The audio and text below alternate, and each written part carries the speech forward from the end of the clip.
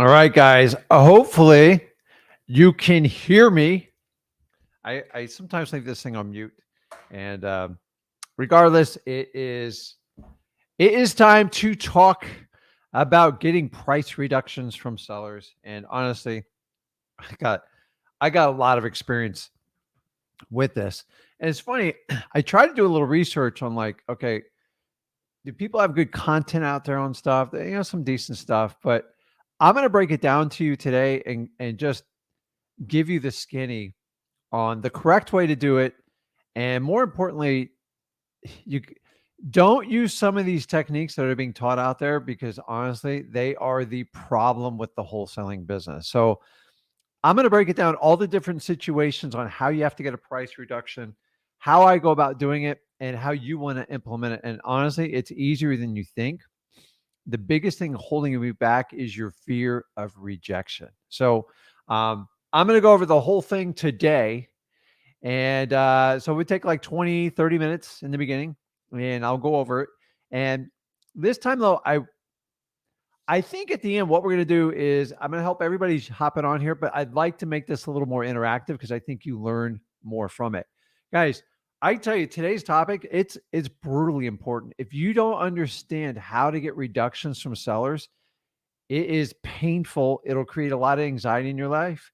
And honestly, it drives a lot of people out of this business. And the idea is to take the fear out of it today. Like everybody has to do price reductions. I've never met anybody who's ever done this business for any length of time that doesn't do price reduction. So it's important, but like nobody wants to talk about it. Everybody's so scared. And it's there's different situations for each one of them. So I'll go through it. I want you guys to really like grasp this information. It's not complicated. It's just a process you have to go through. And once you understand this, it should take some of the fear and anxiety of you making offers, because guess what? You're never going to be perfect when you make an offer. It's impossible. I had to get a reduction today. It was painful, but I got it.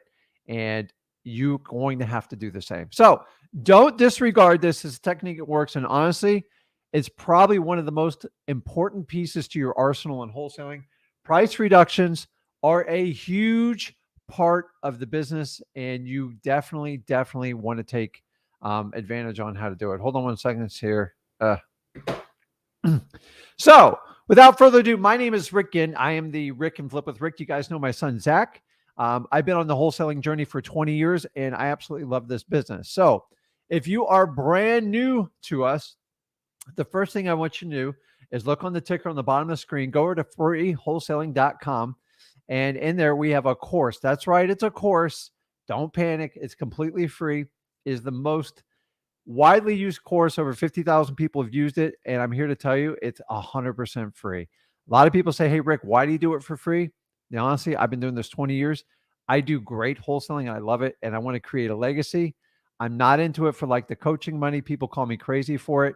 But honestly, I don't want to trade my time for money, and I teach you guys how to do it. So if I do it, I violate my own terms. I rather show you how to get started in wholesaling, get you to your first 100 grand so you can do the things that I've been able to do. And honestly, it's actually a really short journey, but you have to find a way to begin it. And that's the biggest challenge. So as usual, I need you, while we're doing this, if you can smash that like button, if you can hit that subscribe button, and you will get notifications when we go live. Now, me and Zach, we do live 6 days a week. I don't fake lives. You guys know what I'm talking about. Anybody's got a YouTube on there, you see 10 or 11 people on their live 24/7. It's fake. What they do is they use people, these, I guess, coaches to teach them how to do social media. And honestly, the worst thing you can do in social media is try to fake your own audience out. You guys want people authentic for what they actually do. So when we go live, we're live. So right now it's 5:05 Eastern time on August 5th. So if you guys are asking live, you should be checking people live. A new technique they like to do is, hey, I'm live in the comments. That doesn't count as live. It's ridiculous. So guys, smash that subscribe button. It helps out a lot. And That's it. Go over to free wholesaling. If you've never done this before, I promise you, it will probably save you a ton of money, a ton of time. And honestly, my course, me and Zach's course, I'll put it up against any wholesaler. And here's the best part is I make my course available to everybody. Gurus download it. Everybody does. And by the way, I'm able to scan people's IP addresses. I know exactly who's downloaded my course. And I am flattered. Like, I don't care. If I can help gurus out, I'll help gurus out. I don't care. I just want to do this business differently because we have such a bad stigma for like people overselling like the dream. I'm here to actually show you how to do wholesaling and actually make it stick. So you guys overeducate yourself, you undertake action, and I'm here to fix it today. So if you guys want to get on the live, the link's in there. Obviously, I see it's working because it's completely loaded. So awesome. So I'm just going to jump. Well, no, wait a minute. I got to prime you guys up. So if you've never been on this show before, you have got to bring energy. You have got to match it. Life's too short. You got to have fun. There is no exceptions to wholesaling, man. If you're not having fun wholesaling, you're doing it wrong. So take this attitude. Let's get it. And I'll jump into my teaching part.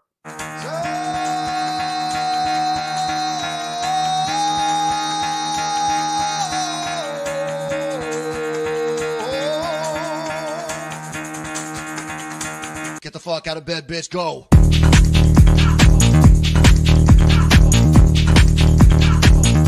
Get up, and get the guy go.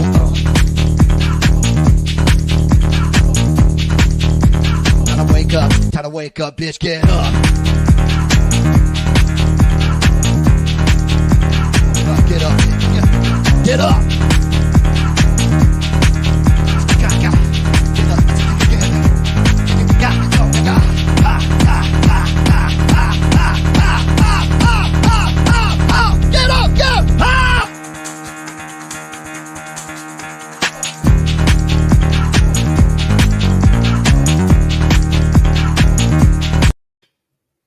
Okay, guys. So hopefully you've woken up. So I don't know what your day was like. I don't care. I'm here to help you and pick it up.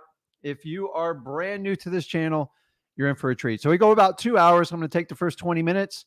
I'm going to teach you about price reductions. And then we basically open up the live. But when we get in the lives, here's the only thing I ask is let's bring solutions. Let me try to help you out. If you get on here and like complain, I can listen to you, but it's not going to make you any money. So those are the rules. Make the best use of your time and try to have your questions like ready to go. And don't let it bleed to like 19 questions. Like be respectful of people's time because I try to help out as many people as possible. So without further ado, let me jump into it here. Let me shrink my head down here somewhere. Okay. So we're talking about how to talk down the seller's price. Okay.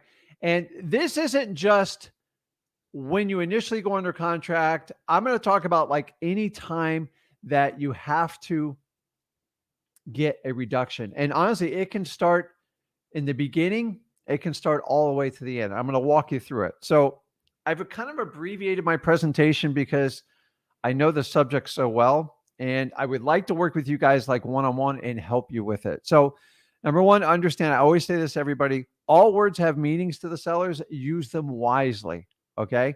Everything you're saying to the sellers, they are hyper-focused on what you're presenting to them. So you have to be prepared. You can't just go out there and completely wing it, okay? It is an art form, okay? But I don't want you to get to the point where you don't practice at all and then you get nervous when you go out there. Timing and tonality are just as important as the words themselves, okay? It's not always just the words.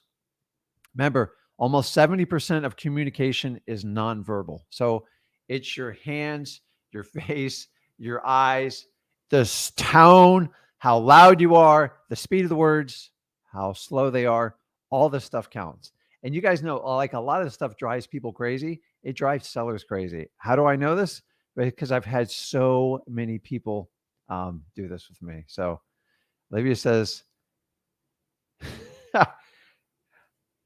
she says, make sure I have my running shoes on. So I usually go running. Like I like to go out for a 5 mile jog. I'm not a super fast guy, but Man, it's really hot in Florida. So I enjoy this live because I'm in the nice AC and I love talking about wholesaling. So running is a whole different story. So it's a funny comment on that. So, okay. So here is the first thing you've got to understand. This is where most people screw up price reductions. Okay. You guys got to stop over analyzing comps and price. So many of you want to solve what the perfect price is right when you talk to your sellers that you miss the point of wholesaling. I'm telling you, if you only get this slide, take it. And I do this with the one-on-ones with you guys is you don't want to sit there and spend tons of time analyzing properties because the most important thing you can focus on is motivation. Here's the secret to wholesaling. If there's no motivation there, you're most likely not getting a good deal. You're going to have to pay close to retail. And I don't teach that part of the business. So if you try to present it to me and Zach, I can't help you. That's called regular real estate, and you can go get a real estate agent. Okay. You are not a realtor if you're a wholesaler. Some of you are both.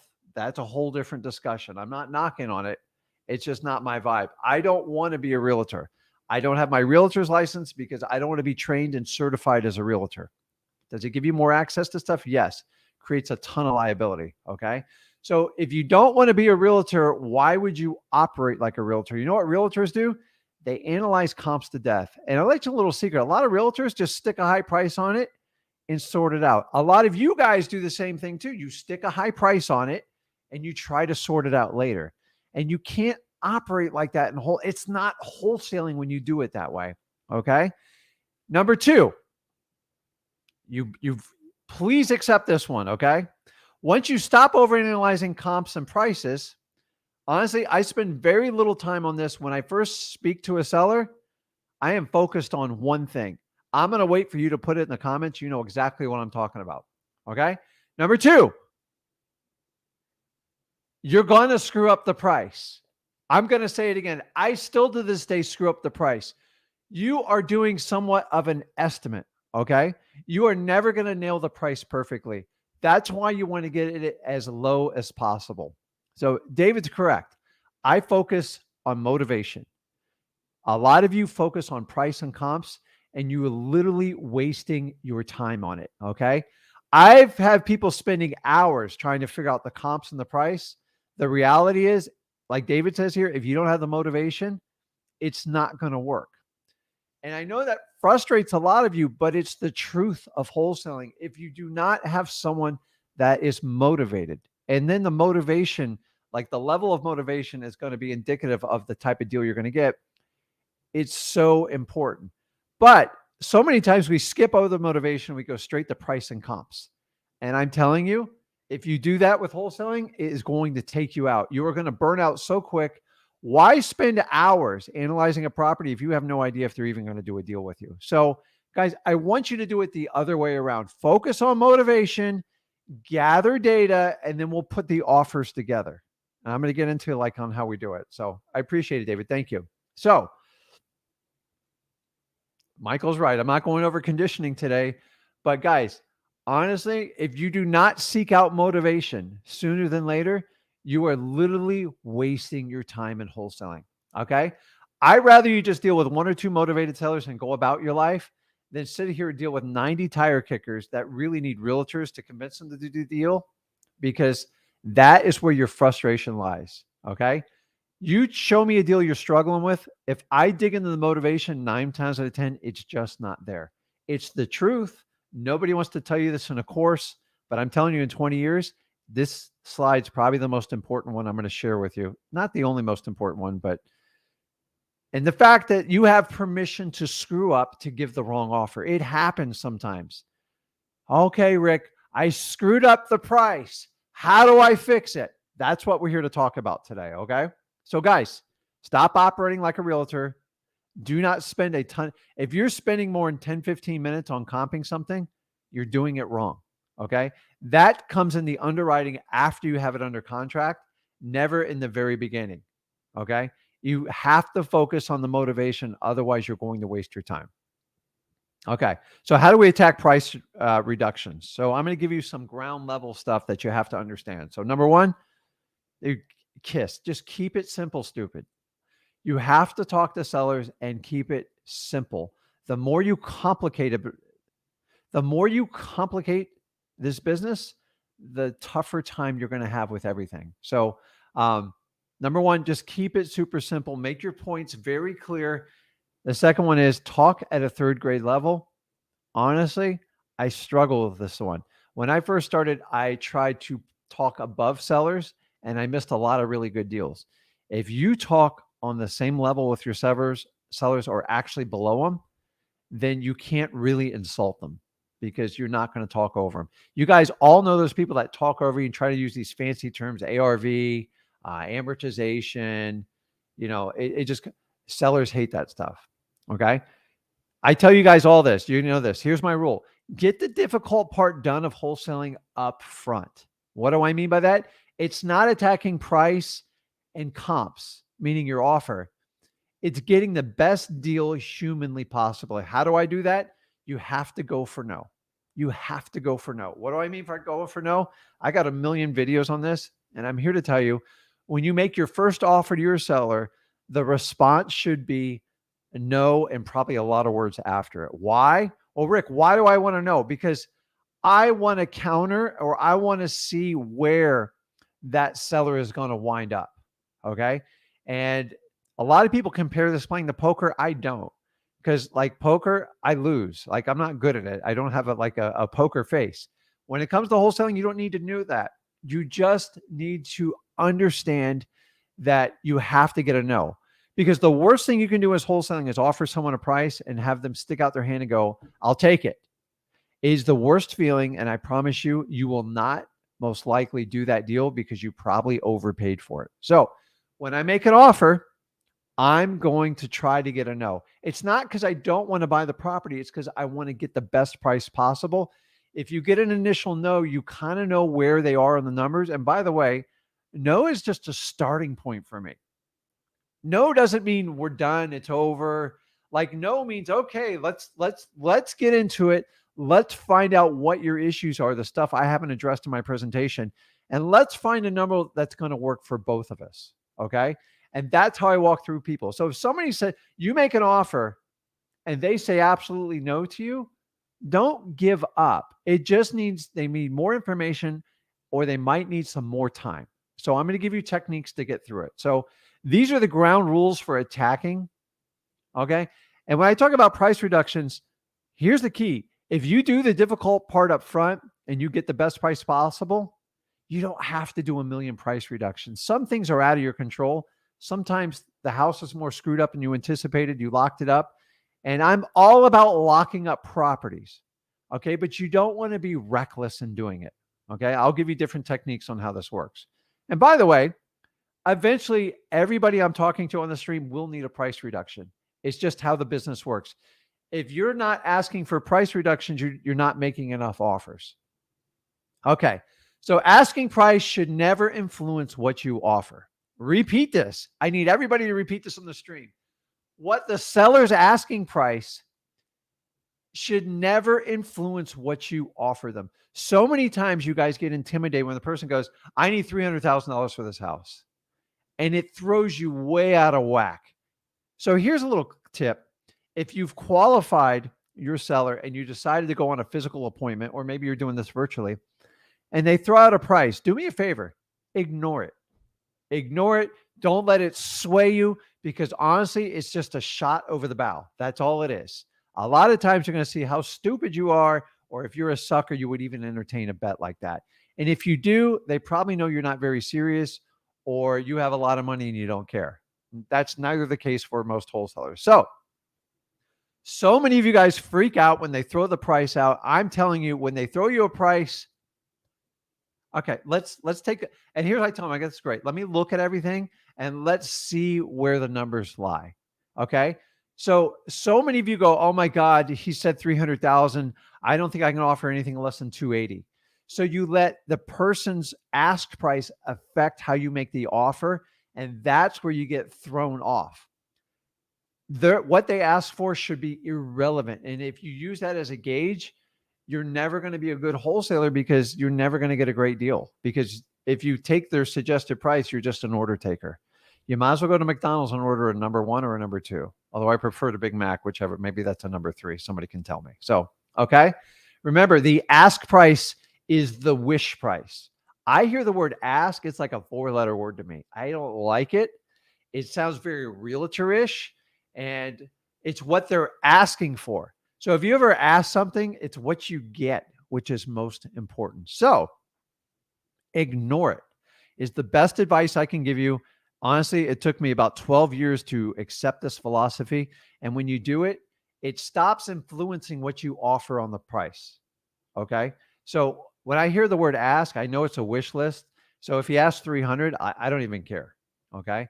I want to focus on what the seller needs, right? When somebody asks for a price, it's what they want.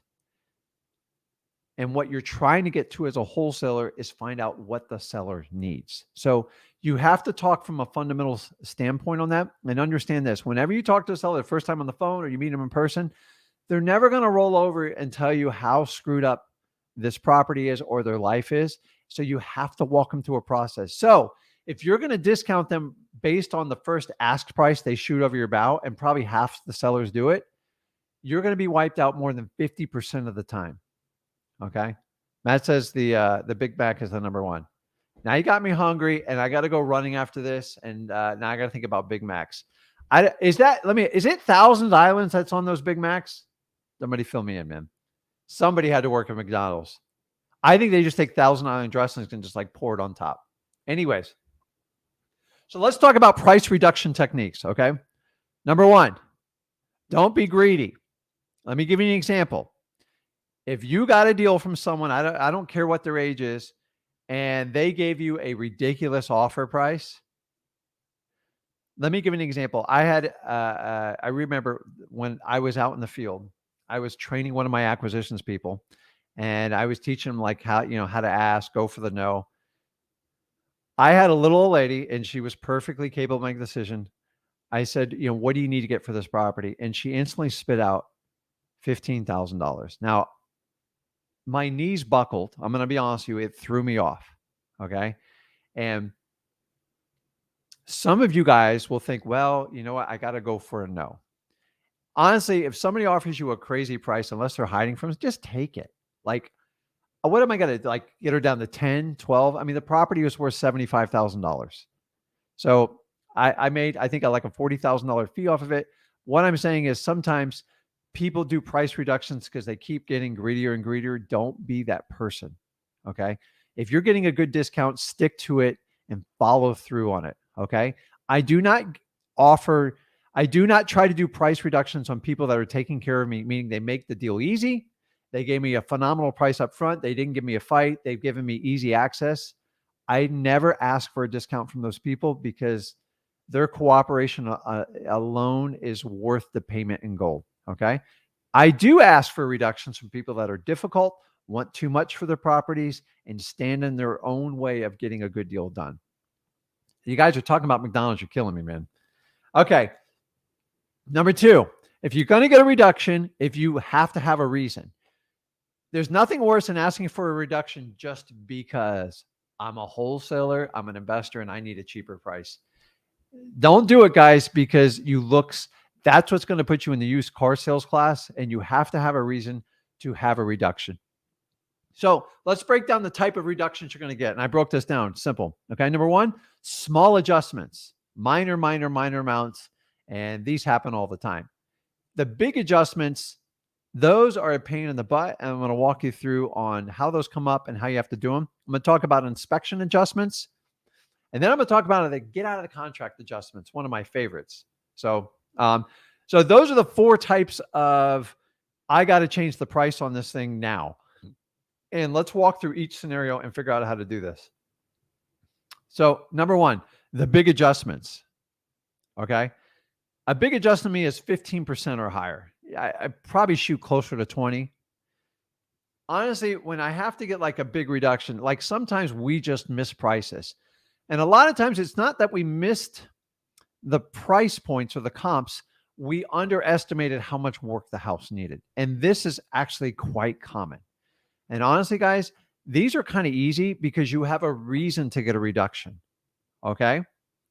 But before you do this, if you have to do a massive like reduction, you need to review the motivation of the seller again, because often I find when you guys need massive reductions, the motivation was never really there. And you're kind of asking almost the difficult scenario. So whenever there's a huge spread, 20, 25% plus, go back and go, okay, what was this guy or gal's motivation? And if the motivation's not there, understand you're going to have a massive struggle on your hands. And you got to like, okay, maybe I just missed their motivation and they're just asking for way too much. Okay. I find that things that need huge adjustments, often it needs time with the correction. What do I mean by time? Sometimes you got to wait a week or two to get that adjustment for them to accept it. Okay. Here's the biggest tip I can give to you. When you have to do a massive like price adjustment because either you screwed up the price, and guys, I've done this. I did it recently on a big deal. And instead of just saying, like sometimes you can just say like, listen, I missed the target. The repairs were much more than I ever thought they were going to be. Inflation is causing a lot of these issues right now because what you thought was a $10,000 or $15,000 rehab could be 50. So it's not uncommon for these people to come back and go, oh my God, dude, Whoppers. I do like Whoppers. Anyways, so on a big adjustment, a lot of times you have to call a bluff. And what do I mean by a bluff? Sometimes you just got to call them to the table. Like, Mr. Seller, I know you need 300,000. I can't do more than 180. Well, if you can't, listen, if it can, I can't do it. If not, the deal just doesn't work out. I got to go and move on to greener pastures. And sometimes you just have to walk away. So remember, whenever you're doing wholesaling, you actually, as bad as we all want to do the deal, you have to show the posterity of, I don't need this deal and I can easily walk out of here. And sometimes I'm like, I'm probably doing myself a favor if I don't buy this property type of deal. So here's the secret. When you call a bluff, you can correct it if you want to. So say an example, he goes, listen, Rick, it's 300,000. I said, listen,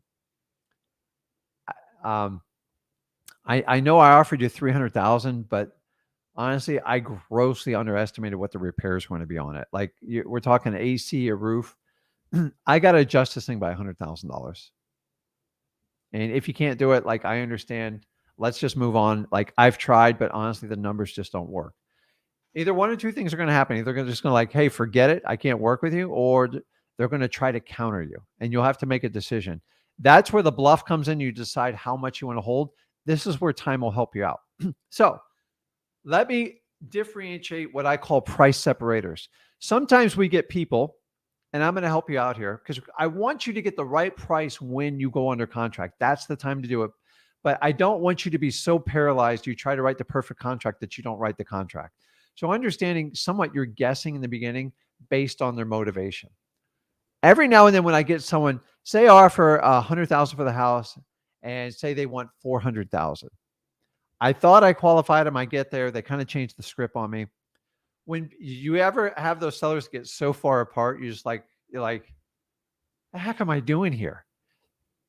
And here's what they're doing. They're calling your bluff, or they're absolutely insane and crazy. It can be in either one of them.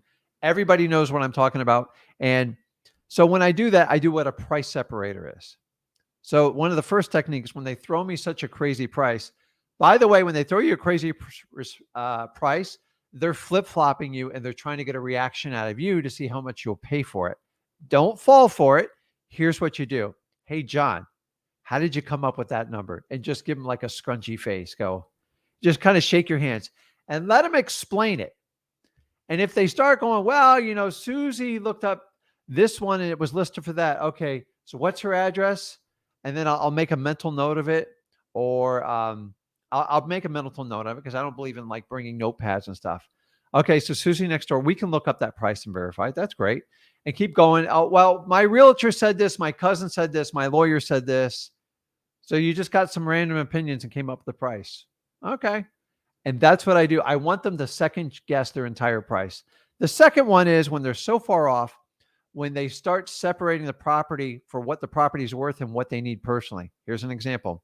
Hey, Rick, I need that $300,000 price because I got to bail my sister out of jail, and I got to fund Johnny for 4 years in college, and I need exactly $300,000.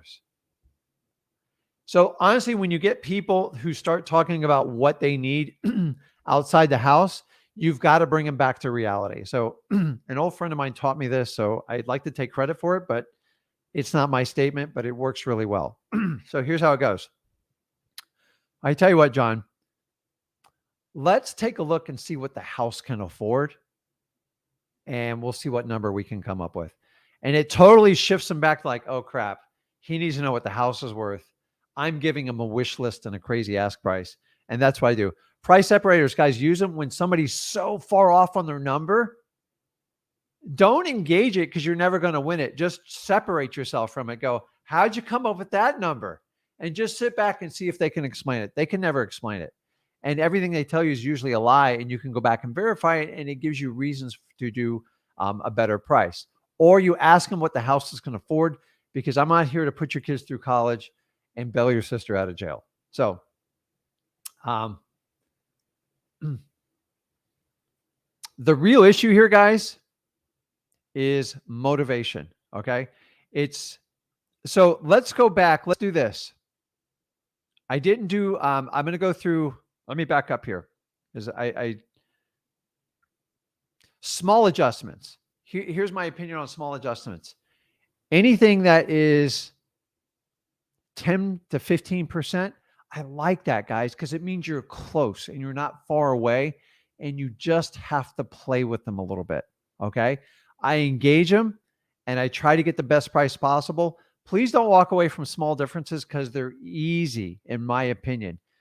Honestly, if 10 to 15% having someone stop from working with you on a problematic property, it is your job to close them. And that's how you have to look at it.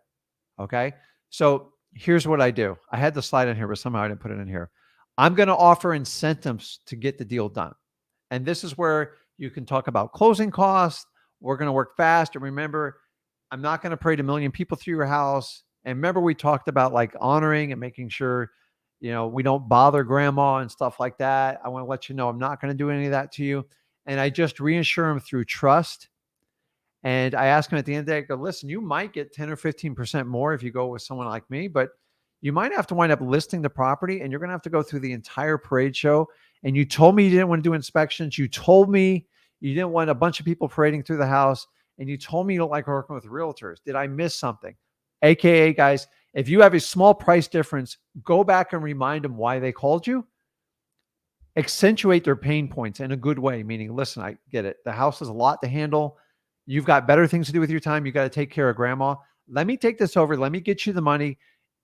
Going with me, I'm going to solve one problem for you. I'm going to give you peace of mind. I'm going to give you security, and you know it's done. That's it. That should be able to close your 10 to 15% for any property that needs a cash buyer. That's how I do it, and I hang in there, and that's what I do. Now, every now and then, when we're 10 to 15, maybe we're 10% apart, I know the AC is not running because it's 85 degrees in there, and we're in the middle of August, and I see roof leaks. I'll go ahead and put it under contract, but I'm going to come back with them. I go, listen, at this price, I've got to bring a professional in to come and inspect the property. 9 times out of 10, when I say that, they get that grimace look on their face. They're like, I don't want to do that. I go, listen, I offered you a price where I don't have to do any of that. But like these numbers, I've got to verify your air conditioning is running. It's a little warm in here. And that's how I do it. Honestly, guys, if you're 10 to 15% apart, it is your job to close them. How do I close them? I just go back and I remind them why they called me. And then I remind them the reason you want to work with me is because I'm going to give you security. I'm going to get this done. You're going to get peace of mind, and you know the deal's done. The other way you want to do it, you have that right to do it. But remember, you have to go through inspections. You might have to go through a realtor. And I don't know how long it's going to take. And in the end, how much money are you really going to get? Okay. Inspection adjustments. These are easy. So a lot of times the inspection is often just us doing it. Let's be reality. If you got a really bad house, cracked foundation, a whole different story. So an inspection adjustment is real simple. You come back with a list. 9 times out of 10, I already know what the problem is with the house. I just got to find a way to present it to them. So either I'm going to hire an inspector, I'm going to use a contractor, or I'm going to use a friend that has knowledge and I'm going to go through and have them do it. Now, some of them are paid, some of them are free. I like the free aspect, but some sellers want to see a number and they see it from a third party and they feel like, okay, I get it. But when I have a massive spread, like we missed the roof, the AC, here's how I get a price reduction. Okay. Hey, Mr. Seller, listen, I appreciate my guy looked at the house. I go, where do I send the cancellation? And I just shut up. Just shut up. Don't say a word. Okay. These are on the big price ones, not the small ones. Why do you do this? You're looking for a reaction. Okay. Let me let you on a little secret. You don't technically, just because you say you're going to cancel the contract doesn't mean you're actually going to do it. You're just looking for a reaction. You're looking for this. Rick, what can I do to keep you in this deal? And then you just go right into your reduction. It's perfect. I've never had a seller go, yeah, just go ahead and send it over here. They usually want to get the deal done. They know what the issue is. They just need a verification on it. Okay. So inspections, the get out of the contracts, it's the same deal. If you have a massive difference, they're not like seeing eye to eye. If you have a 10-day inspection on day 7 or 8, I'm just going to go back to them and go, listen, I need to adjust it. Now, while I'm thinking about getting the adjustment, I'm still actively looking for cash buyers to see if I can get a bird in hand. So guys, if I'm buying a property for 100, I already got somebody at 110, but I know the AC's bad. I know the roof's got some issues and my buyer's okay with it. I'm going to go in and try to get that reduction because it's needed. Okay. Why? Because I think I'm worth more than $10,000 and the house needs it. And I go in and I fight. I don't always get it. What's my worst case scenario? I make 10 grand. What's my best case scenario? I can make 30, 40 grand. It happens all the time. Remember, I don't go after reduction on people that take care of me in the wholesaling business. I just feel like it's karma if you keep asking people for discounts. Now, difficult sellers, I beat them up for discounts all the entire length of the transaction because they're beating me up. I'm going to go back and nickel dime them. Remember, if you don't nickel and dime, if someone doesn't nickel and dime you, you shouldn't nickel and dime them back. Okay. So we talked about that one. The real issue is always comes down to motivation, guys. And remember, I always tell you, a lot of your sellers don't even know the problems they're facing and they don't understand it. So just like a homeowner with a retail house hires a realtor to get the best price, a wholesaler has the same opportunity. The seller is hiring you to get the best deal possibly done in the shortest amount of time with the least amount of resistance for what they consider a fair price. That's it. So a lot of times you have to guide the seller to help them get out of their own way. I've walked in the seller's house. I've seen holes in the house. I've seen open roofs. They're like, what's the problem? Like, the problem is you're so numb to it. You don't even realize how bad the issue is. And I honestly feel obligated to help them out as long as they're reasonable. Okay. So Sean says here, I don't want you guys to misquote me. I beat them up for discounts. I beat up people who beat up me.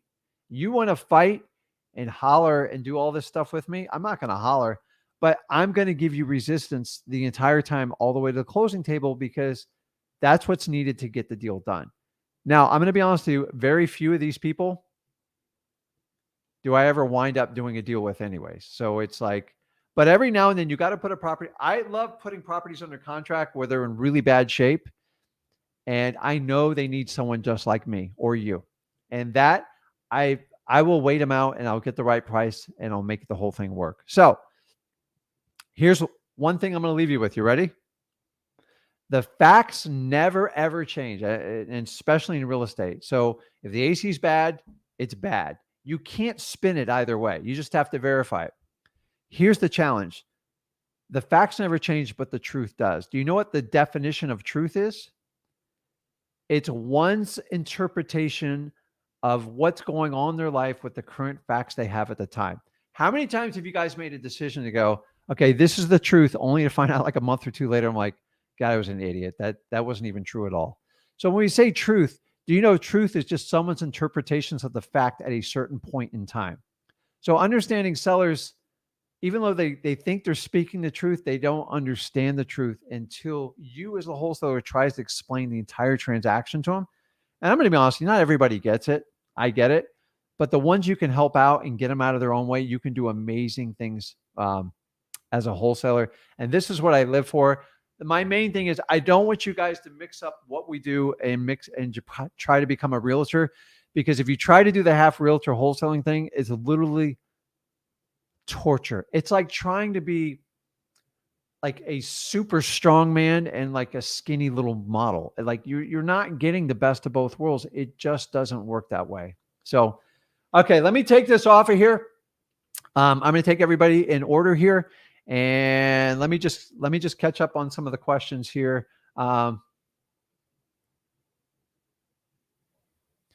And like Jerry says it here, like sometimes the motivation's right. It just sometimes people just throw too much against their house. Maybe look at a creative financing situation, but guys, just because you use the word creative financing doesn't make everything a great deal. So many people are like, oh, I can just take over this house. I'm like, guys, I took over a lot of houses back in 2006 to 8. And I had to give a lot of them back because the rents dropped so bad. The values dropped so bad, it was going to take me 20 years to recover from it. And I had to make a decision at the time. And I learned if you don't cash flow from day one on a creative financing, you're at risk if you're actually going to make it a profit or not. So many people are out there taking down creative financing, which is great. But if you're using your hard-earned money, you've got to make a profit. Because if you're going to put up 20 or 30 grand to come back 5 years later to see if you made money, you have to stay in your job. There's no other way to do it. So sometimes you can't help out everyone. That's it. So let me catch up on the questions here. So you guys have a question, put it in the comments there. You guys want to help me answer out questions? I appreciate it. I got senior people like Corey in here. I got a bunch of people I can call out. I just don't see them at the moment. And we all try to help each other out.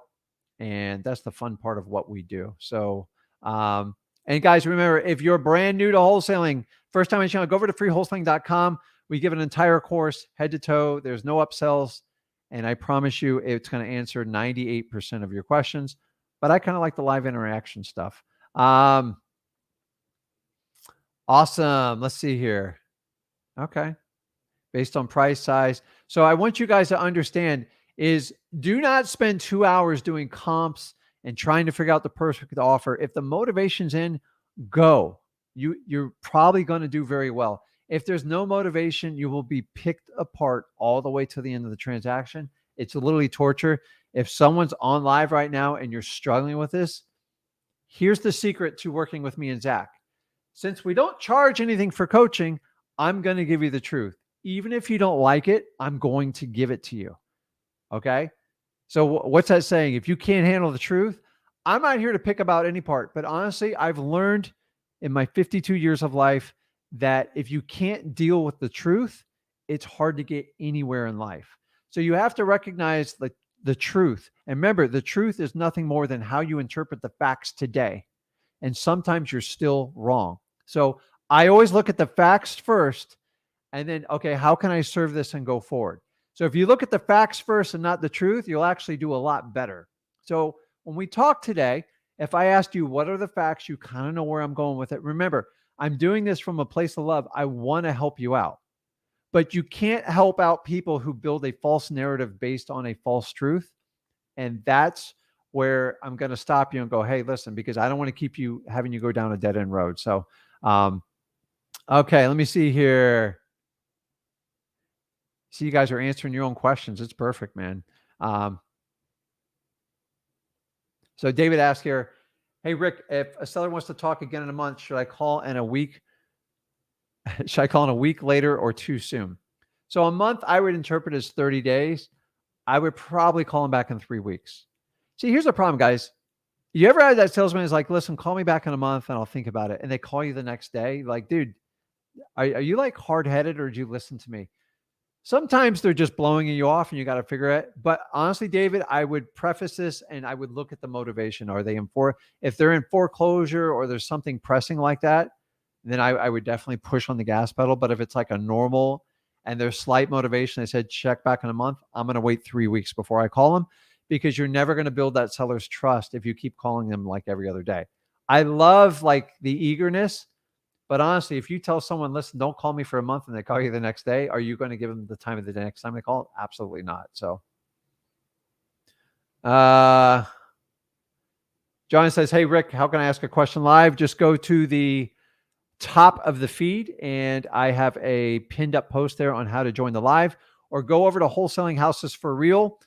It is 63,000 members strong.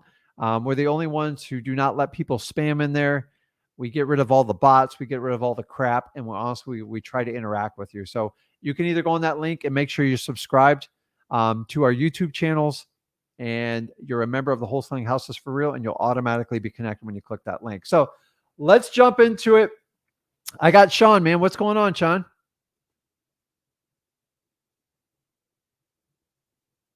I can't hear you. You got on. Are you muted there? Didn't know that. There you go. Hey, how's it going? What's up, man? I like the flat cap there. Oh, thanks. Is there a logo or anything on that thing? Yeah, San Diego Padres, you know. Oh, Padres, man. These I'm hats in a get so difficult fancy. city. When I was growing up, like all you got was like the baseball stop caps, and they were already curved for you, and they would actually put rubber bands around them. We've come a long way. I like the flat cap look. It looks good on you. I like it. Thanks. Yeah. What's up, man? What can I help you out with? Yeah, so I came in on Wednesday's show and I talked to Zach about I think I'm having a problem here. I think I might have had, this is the right show for me to come in on, because I think I might have had locked it up for too much. Okay. Because so guys, listen, before we go, Sean's done an amazing thing. He's admitting the truth, and now we can address the problem. Okay. A lot of people go, well, the seller's crazy, Rick, and I can't figure this out, and I don't know what to do. Honestly, I screw up prices all the time. I've never met anybody that doesn't do real estate on a consistent basis that doesn't drop the ball in this. It happens. We are not perfect. So carry on. I'm giving you props because honestly, if you just tell the truth, it's much easier to solve the problem. If I have a false narrative, I can't solve it for you. I'm just going to give you worse information because it's not the truth. Go ahead. Yeah, it's not a benefit to be detached from reality. Well, it's it. Listen, if you have a weight problem, you have to address it. How did I get here? What am I doing? What can I do to fix it going forward? And how am I going to make myself accountable? Wholesaling is the exact same way, guys. You just got to go through. And by the way, I've done thousands of price reductions. It's actually a badge of honor. The problem is if you have to do a price reduction every time, we got to have a sit down because you're definitely doing something wrong. Okay, go ahead. Yeah. Okay. So the details I discussed with Zach last time. So it's in San Diego. The comps I ran when we made the agreement, which was about 2 weeks ago, it'll be I give myself a 15 day inspection period. I use the contract you guys supply. Okay. So that will be expiring on Sunday. I think Sunday is the last day of the 15, and then Monday would be the 16th day. So okay. Yeah, I'm up against it right now. But my problem is that I had it locked up for 595, and the comps I ran were like 750 to 800, 810, and they're both 3.2s. The 750 3.2 was a little bit less square footage, and 810 3.2 was a little bit more. So I figured myself to be in that range. Well, I'm talking to a lot of cash buyers. They're not even responding, but the couple that I've got to respond are just saying it's just way too high. So does it need rehab, or what's going on with it? Yeah, it does. And I looked on Blue Hammer to estimate the rehab costs. I thought I went high. I thought I swung high on it. So I went to 90,000 on the rehab. So I locked it up for 595. I was throwing it out there for 630, but I was telling people I was negotiable, but it just doesn't. I mean, Zach seemed to think it was okay. Like it should be able to do something with it, but everybody out here is trying to say that I have to sell it to him for 525. And I don't think the seller's going to go for that. I mean, I can ask, but yeah. So you got under contract at 595, and you estimate the rehab at what number? I went on Blue Hammer. I went high, so it was set around 92,000, and I went for everything because it was built in 1960, and it needs, the windows and doors are all single pane wood stuff. It needs to be, upgraded. Okay. I'm doing some math here.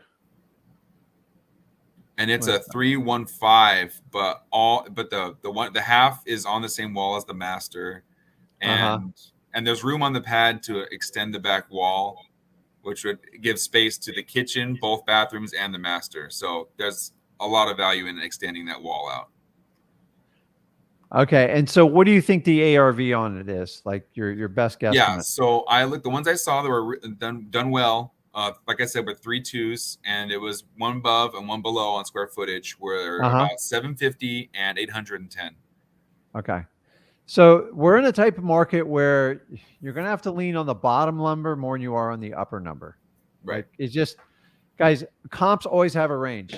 They have this endpoint, they have that. In a perfect world, you take the low one, you throw it out. You take the high one, you throw it out, and you try to match apples. So many people get in problems of trying to hand pick comps, and you can get in big trouble doing that. The reality is, if you have such a specialized property where you have to hand pick comps, you're usually going to have a challenge selling those. So that's like tip number 1.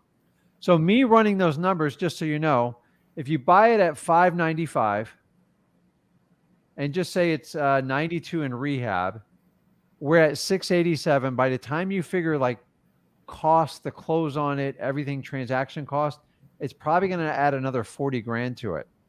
And that puts you in like the 730 range. And you're telling me the comp's going to come at 750. That is part of your challenge. I would have the same issue as a buyer, because buyers are a little bit scared right now and they want to be conservative. They're like, I'm only going to take the most conservative deals that come across my plate.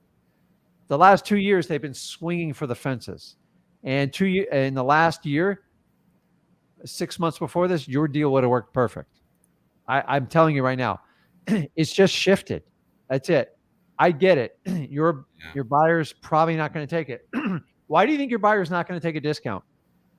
Your seller, sorry. So they're motivated. They want to. So the owner is older in age, and I believe she has her son-in-law as POA. She wants to move to Arizona. But they don't want to leave until like September-ish. So it doesn't seem like their motivation is too strong right now. Well, September's not very far away. Yeah. Well, I'm just like here to tell you it's no way. I mean, we're already the end of September. August. Yeah. Okay. It's still not far. Like, that's not that big of a deal. So here's what I want you to do. The problem is right now, Sean, like you have in your head, like they're never going to take a reduction. And guess what? If you believe that, they aren't going to take a reduction, because it's what you guess in your head. I'm here to tell you, the odds are they won't take a huge reduction. I guarantee they'll take a reduction. Yeah, that's exactly what I was thinking. Okay. They'll take a reduction, but not that big. I'm here to tell you guys, sometimes you have to swing for the fence on the reductions, just like when you go for the initial no. So you're only going to get one shot on reduction. You can't do this twice, right? It's embarrassing. Okay. Yeah, I'm already feeling it. How many cash buyers have you talked to? I've probably talked to close to 3 dozen. Okay. So you're getting the same consensus across the board. Well, they're just not responding. I send all the info and they're just like ghosts. So. Okay. Well, try to call back and get to say, like, what's the number that would get you interested in this property? And just you got to get that number, because the good thing about cash buyers is they will give you feedback. Some of them lie to you, like, you give it to me at 300 and I'll take it. I'm like, okay. Like, so you just got to collect that data, because while you have it in the inspection period, and here's the problem, you're at the end. So you got to do this quickly. Okay. Yeah. People not responding, they think you're out of whack on your pricing. Like, that's what I would do. If I thought it was so far off the number, it's crazy. You got to figure out what kind of reduction to ask for. And I don't know if it's 50K or like 100. And that's kind of where you're at right here. Honestly, you can't take a $10,000 reduction. It ain't going to work. I don't think it's not going to make it work. Yeah. Yeah, I know. So it's like, honestly, guys, if you're going to rip the Band-Aid off, rip it off hard. Yeah, they're telling me rip it off hard, because honestly, what's the word? You're going to get out of the contract anyways if you can't get a buyer for it. So you might as well give it a shot. And once again, let's review their motivation. There's issues with the house, obviously, 90 some odd K in rehab. What other issues are there? Major issues is none. It just needs I mean, like there's no. They had the roof is fine because they had that inspected at a solar company that was going to put on panels. They said the roof is okay. I have the documents from that. Okay. The furnace is good because they recently did that like a few years back, and everything else has shown no signs of damage. I haven't had an inspector out, but that's like the buyer's thing. I mean, there's no. I mean, it's just old. It was built in 1961, and it's just not modern. It does have its. Go ahead. Okay, so I'm just going to cut to the chase here. Gather as much data as you can from your cash buyers. Like, as soon as you get off the phone with me, just get a number. I don't even care what their number is, and try to get an average of 8 to 10 of them. Okay? Yeah, so they want it between like 525 and 550, and like that doesn't even leave me any money to make anything off it. I mean, I would sell it just to help them out, but okay. So you've got to ask for a substantial reduction. So here's how I would start this one out.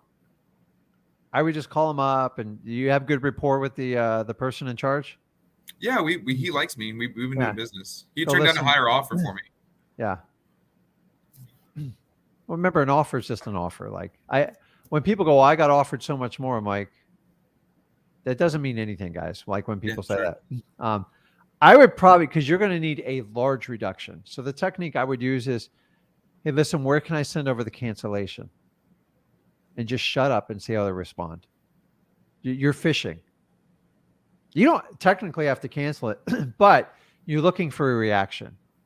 And you need to come up with a logical excuse of why you need to reduce it. The repairs were much more than I thought.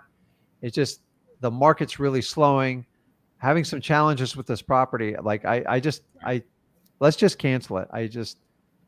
I can't make it work. My contractor, he looked at the numbers and he thinks I'm crazy. And just see how they respond, Sean. Like, I know it's uncomfortable, but you're at that point. You have to do it. The other way is you could say, listen, can you just give me $100,000 reduction? That's probably not going to go well, and they're going to freak out. At least it gives you room to do a negotiation. Okay. Or you got to get out of the contract and do the responsible thing. Right. And that's it. Yeah. And honestly, stop assuming they're going to say no to you. And go, hey, what if they say yes? Right. Okay. Yeah, if I did 10 of those, 2 of them say yes to me every time. Yeah. So that was actually going to be my next question. Is like, let's say on the off chance, like stars align, miracles happen, and they take $100,000 reduction. How do I rework the contract? Because I already have one with them. So what do I do to like write a new contract? You just it's simple. You can cross out the price and both of you initial it. Or you can just add in a simple addendum. And all it is you type it up, addendum number 1.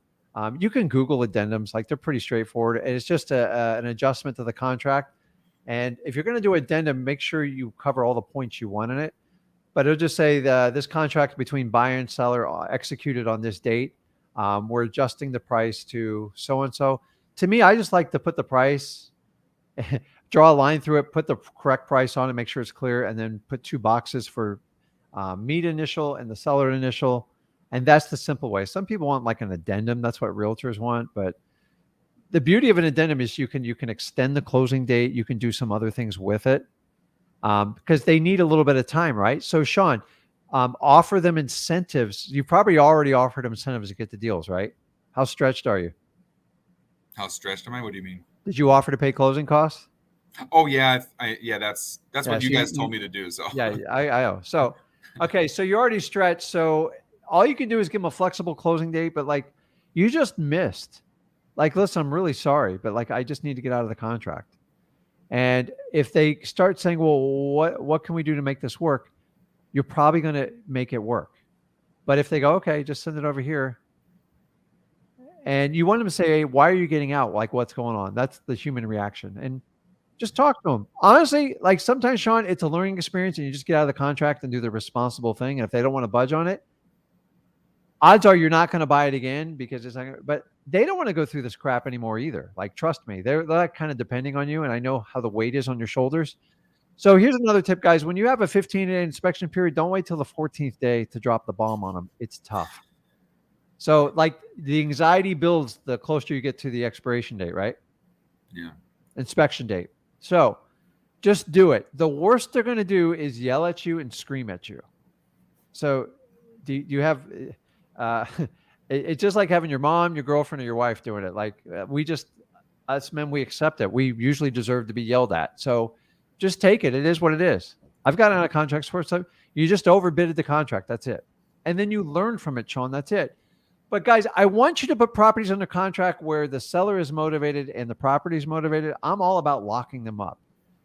What we've seen in the last 4 years is irresponsible wholesaling where everybody locks everything up and they want the sellers to pay 105% and you get it under contract for like 95%.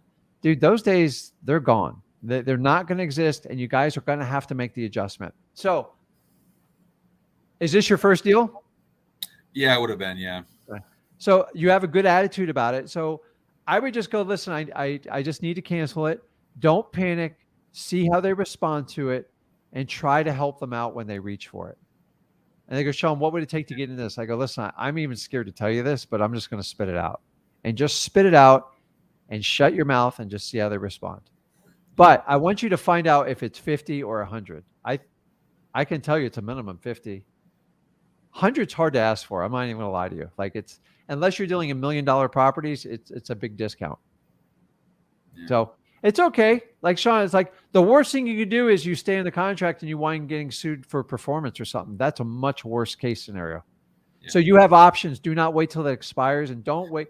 If you have 15 days, guys, don't wait till the 15th day because depending on how people interpret how you wrote the contract, like if you wrote it at like midnight at like 12:01, you could have screwed it up. So I always want you 48 hours before so you know where you're going. Yeah. Okay. Well, you won't die from it, Sean. I promise you won't die from it. So you're doing I'm used to price reduction, and I'm giving you a strategy where you go, listen, I just have to cancel because it's so far apart. Like it's going to be a hard conversation. So you have to switch the entire tone of that conversation. You're hoping you're like, we were depending on you. We wanted this to happen. I'm like, just the cost of repairs these properties. I missed the ball. I screwed up, but like, honestly, it's just, these numbers aren't going to work. Is there anything we can do in between? And they'll usually say, well, what are you thinking, Sean? Throw the number out and like duck under the table because it's coming, but it's on the phone. It's no big deal. But honestly, wouldn't you rather have that conversation or would you rather lose money or get sued? Just have the hard conversation and move on. Right. You'll be fine. Okay. Honestly, in the last 2 years, your strategy would have worked perfect. We are in shifting markets. But like in Florida, like unless I'm dealing with a $900,000 house and plus, everything below it is like moving really fast. So it's, I know San Diego has higher. What's the average price point in San Diego? Oh, I think now it's at like, for an average price of a house in San Diego, I think it's right there between around 750. Okay. So, you got to take that in consideration on doing future deals because you want as much activity in your cash buyer pool for that property. I don't know San Diego. That's where you have to dig and do your homework. But go just ask for it. The worst thing to say is no, and you're going to learn something from it. The worst thing you do is nothing and hide. I see wholesalers doing this like it's a terrible strategy. Like honestly, people will hunt you down in a courtroom. So do the right thing, ask for the reduction, and just wish them the best no matter what the outcome is. Right. I mean, like I was willing to, I felt bad. I was willing to just say, screw my cut. I just want to make sure that they don't, like end up in a crappy situation. I was willing to just say, well, whatever. Well, you can help them in worst case scenario, have a realtor in the back of the mind that you trust that you could work with that could possibly help them out. Because honestly, if they want like those higher numbers, they're going to struggle. The realtor's going to struggle with it too. Yeah. They'll just have more flexibility because realtors, they got no skin in the game on it. Right. I hate that saying. So there's some good realtors that help them out with it, but sometimes they list it and they go on the open market and then nobody wants it. Like all of a sudden, Sean was right. Even though he's hard with us and I didn't like how he presented it, he was right. And that's where you can kind of save when you do that. Guys, I'm all about when I tell a seller I really want to help them out. Sometimes I just can't buy their house. It just doesn't make sense. But I'll present them someone that maybe if you want to do the patience and you want to go through like the long inspection period, we'll give it a shot. And then that realtor, just so you know, as a referral fee, you don't get commissions. You should expect to get 25 to 35%. 35 is asking a lot from a realtor. But honestly, if you give them a listing, a bird in hand. So on that deal, if you referred it and it actually helped them out, either the deal's going to come back to you or say they sell it for 600 and say they get their side gets 3%. That gives you $5,500. I do that stuff all the time. Okay. I want you to understand that too. So go in and try to help them out. Go, listen, I get it. I messed up a little bit. So we got one or two choices. I can either come in at this number and I'm confident I can move forward with it, or I can help you swing the bat with like a realtor, but you're going to have to do a few extra things to make it happen. Are you open to doing that? And honestly, I always go back. Why did they call you or did you call them? I put up banded signs. They called me. Okay. Go back and talk to the seller why they originally called you. That will fix most of your problems. And you go, hey, remember Denise, you called me. You said you didn't want to deal with a realtor. You wanted a fast sale and you just want to know it's done. And now you got to go back and go, well, it's not done. I don't have the right price. I have to do it. But sometimes you can answer their own questions because sometimes they don't want to deal with a realtor and they've already told it to you. So if you present a realtor again, it creates challenges. So go back to why they called you and what problem you're solving and understanding the only thing is I missed the price. We just need to fix the price and we can move forward with this. What that number is, get the data back from your cash buyers and only do this reduction once. Right. And if it works, great. If not, you learn a lesson and you move on. That's it. Yeah. Like you can't wear all this stuff on your shoulders, guys. I screw up prices all the time. Not as much, but honestly, sometimes numbers just don't work out. You know why? Sometimes we put them under contract. My team puts it out to sellers, to buyers, and the buyers, I'm like, are you kidding me? We're going to make what, a $2,000 profit? That's a joke. And I say, listen, like you guys, who messed up the price? And we go through it. But I do this all the time too. Sometimes I rush on deals and like, I just want to get it under contract.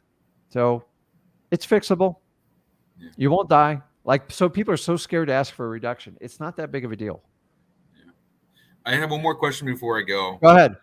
So, because I'm new to this and I know that, telling someone that you're new is almost asking to be bullied sometimes. So I wanted, one of the pieces of feedback that one of the cash buyers gave me was that they weren't looking to get this thing to market if they bought it till January or February of 2023. Is that an accurate timeline? Well, listen, you can't be concerned with what your buyers are going to do with it. It's right. Well, they were also saying that based on that projection of when we go to market, they're saying, "Oh, we expect the markets to go down, so we're going to have to like devalue what we think is going to sell." That's what buyers are thinking. Like that's how they are thinking. The problem, Sean, is the sellers really haven't got the real bad news yet. Yeah. And if it's coming or not is debatable. Like it depends on which side you look on this coin. Some people say, inflation can't go any higher and we're coming out of it. And other people saying, dude, we're just seeing the iceberg of it. Here's the secret. I don't know and you don't know. I can sit here and lie. I can do the Robert Kiyosaki thing and go, it's doom and dude, Kiyosaki's been calling for doom and gloom for 8 years. 8 years. You would have missed out on the market if you followed his instructions. Okay. He wanted you to buy gold the entire time. You know what gold's done in the last 8 years? It's like a flat line. It's terrible investment. One of the worst I've ever seen. I don't invest in precious metals. I do, but I'm a rookie at it. I have no idea what I'm doing. So you listen, your buyers, they're your customers and you kind of let them treat them like they're always right, but you only need one. I want the guy who wants to buy it, the guy or gal wants to buy it today for this price. What they do with it, I don't care. I don't like, honestly, if that's how you're going to price it, but honestly, a $90,000 rehab, going to take them 3 months to rehab it, kind of makes sense. But like, I can't sit here and project the market for 6 months down the road. This is what it's worth today. Wholesalers deal with what stuff's worth today. I am not a math. So let me ask you, Sean, if prices appreciate 15%, where does that leave you? Yeah. I always go like this. Well, what if prices go up? You got to like give them the, listen, I don't spend a lot of time with the buyers. Like either you want it or not, what they do with it. Remember, they're trying to explain to you why they need a reduction. Don't listen to their story. Either this works for you or it's not, or tell me what price works for you. Oh, I can't help it that maybe they're doing the rehab themselves. I don't know. Don't worry about yourself with that because it's irrelevant. If the numbers don't work and you consistently, no one will offer you what you need to adjust the price and go back and get an adjustment or just get out of the contract. Yeah. Okay. Okay. You got it? Yeah. Okay, man. I'll talk to you. Okay. See ya. So, guys, this whole thing where we say, I appreciate it, Brandon. Thank you. Nobody knows exactly where the market's going. It's really weird right now. Do you guys know what the 30-year mortgage interest rate is today? Somebody can look it up. I'm not going to look it up because I'll probably end the stream if I look it up. Somebody post up here what the 30-day mortgage rate is today. And I think a lot of you are going to be surprised. Everybody thinks it's 7 or 8%. It ain't. Okay.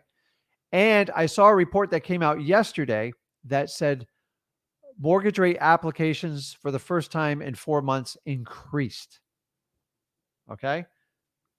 You guys know in the last 30 days that the mortgage rates have dropped because they're based on the 10-year treasury note.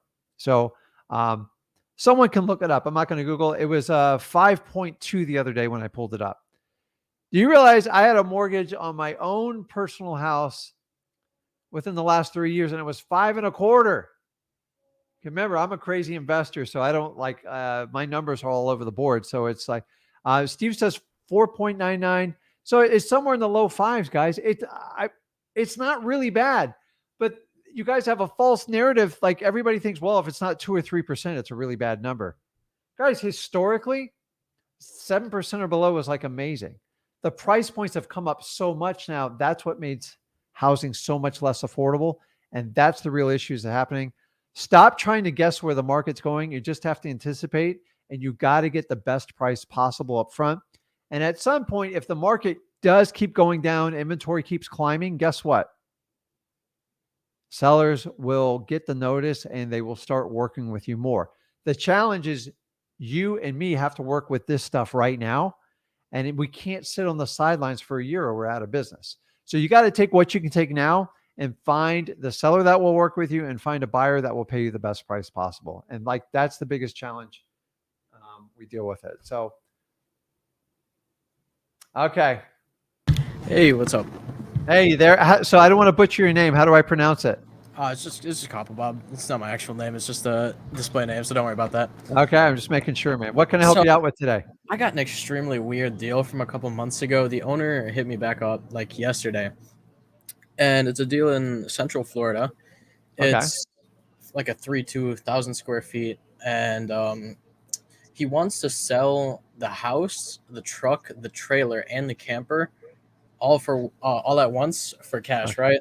And so I back then when I first talked to him, he wanted 90K, and I had trouble with comps and everything else because obviously it's kind of difficult when you have a truck, trailer, and camper to comp along with it.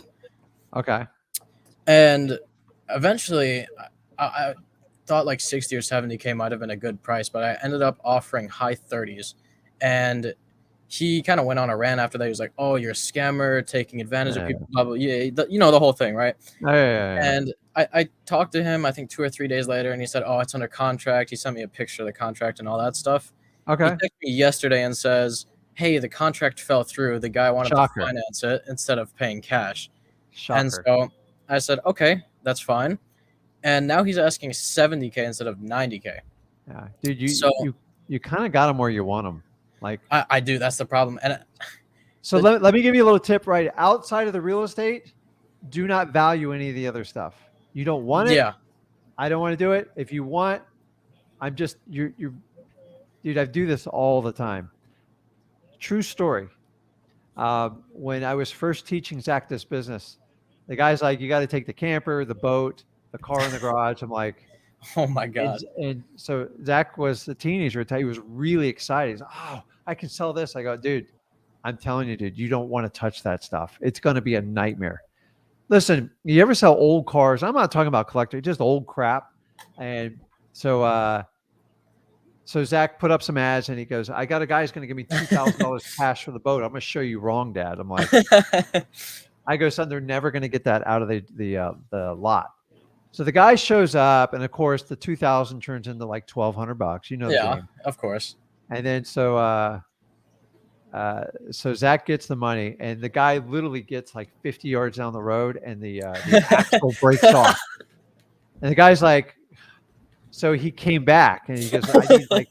So Zach had to give him like $200 to get him out of his hair because he was like being like really problematic. Yeah. And what Zach won't tell you is when he was trying to clean up the boat because it was full of crap, he slipped and fell off like a ladder. It was a big boat. Oh boy. And like he ripped open the entire side of his leg. Wow. Was actually true. He put a tourniquet on it. And like he came home. I was out of town.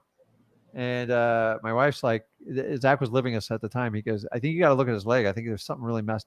I looked up. I'm like, holy. And I'd throw him in the car, go to the emergency room. I had to get him all stitched up. Well, of course. It cost me thousands of dollars by the time I said it's course. done. And you know what? To this day, Zach will never, ever deal with anything outside the real estate. He's like, I've learned my lesson because it's the same stuff every time. I've done estate sales. I did an estate sale once. You ready for this? I hired a company to do it. I didn't want to deal with it. I wasn't specific enough. They sold all the aluminum shutters around the house for $200. It cost me $10,000 at closing to replace them. Jeez. So I'm just telling you, like, take the focus on the real estate. Everything else is a distraction. If you have a buddy that wants to like buy it, just tell them to show up, buy everything at once, and just give you cash, because you're not going to get nearly what you think for it. By the way, furniture. When people go, I'll include the furniture. I go, I don't want it. I go, can you get rid of it? And they're like, we don't know how to. I'm like, well, you have to get a truck and you have to pay people. I go, it's going to cost me $1,000 to move that furniture out of here.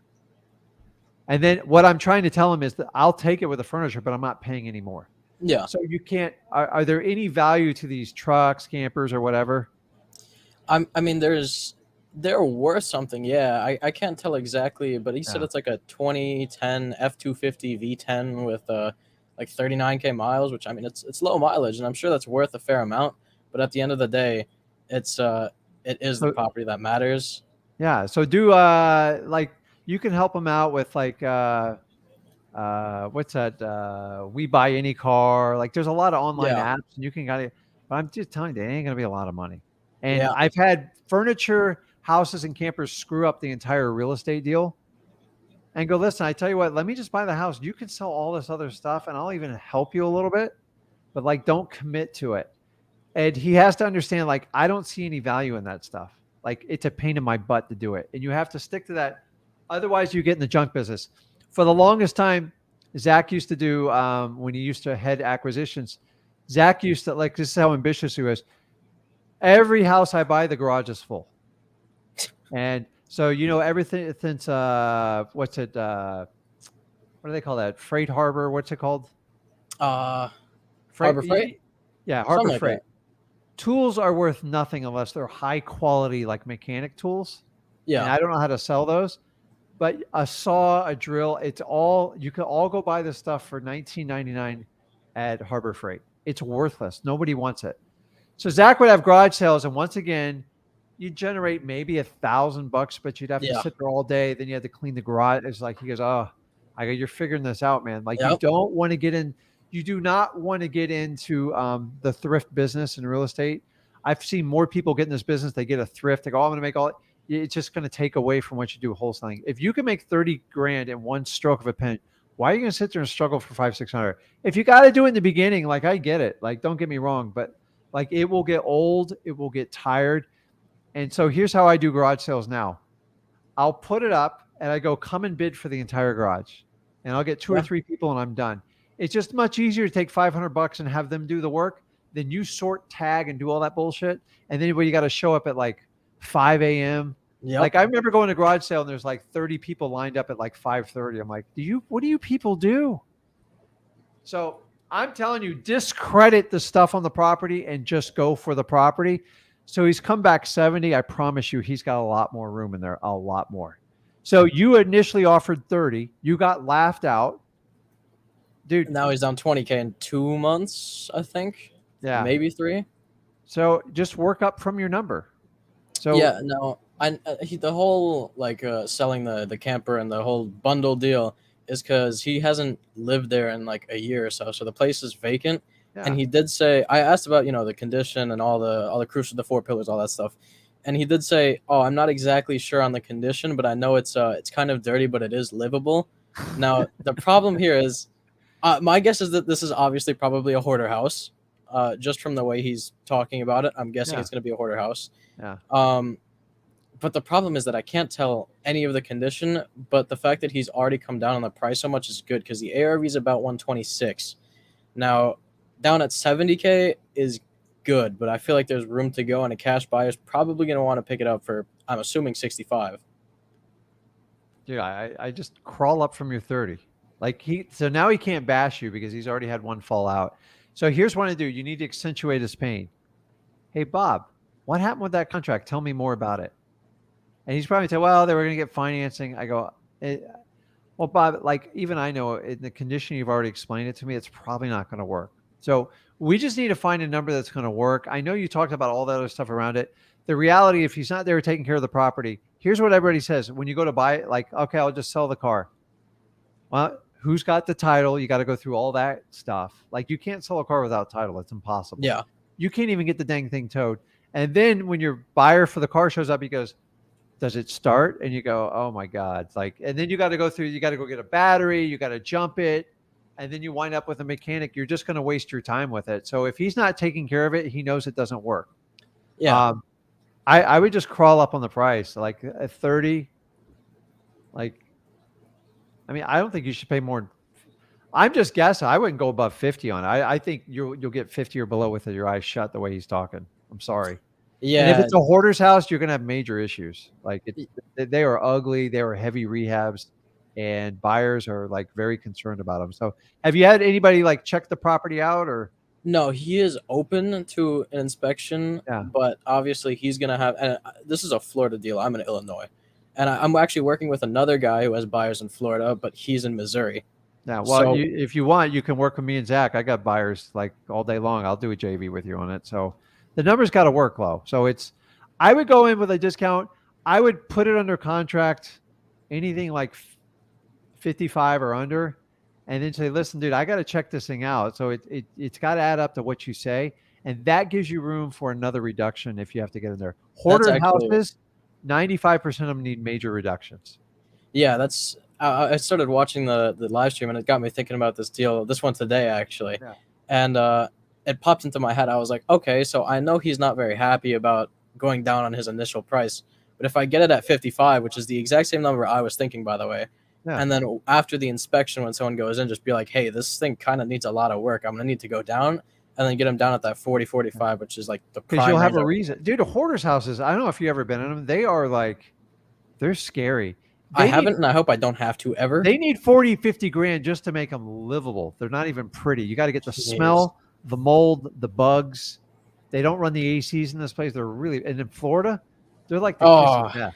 They're bad. Yeah, that humidity. Oh God, I don't want to imagine that. A lot of them need 75, 100K. So it's you have to have a pretty substantial reduction. And honestly, you ain't the first guy to look at the property, and you probably won't be the last. So what happens in this point, they get tired of the games. And you say, listen, Bob, I know my initial price was low, but I didn't take a look at it. And honestly, I'm trying to be fair with you. I don't want to get out of a contract like you just experienced. And here's where I'm going to focus with when I talk to him. I know you don't want to keep going in and out of contracts. I'm willing to bet you he's been in and out of more than one contract. More than likely. So go, listen, let's just try to get this deal done. I want it to work for you, but it's got to work for me. I want a win-win situation. Put it under contract and go, listen, I'm going to have to take a heavy look at this thing. And you're already setting up for one more reduction because it's hoarder houses. They're terrible, guys. Honestly, you'll pay $2,000 or $3,000 just for the exterminator.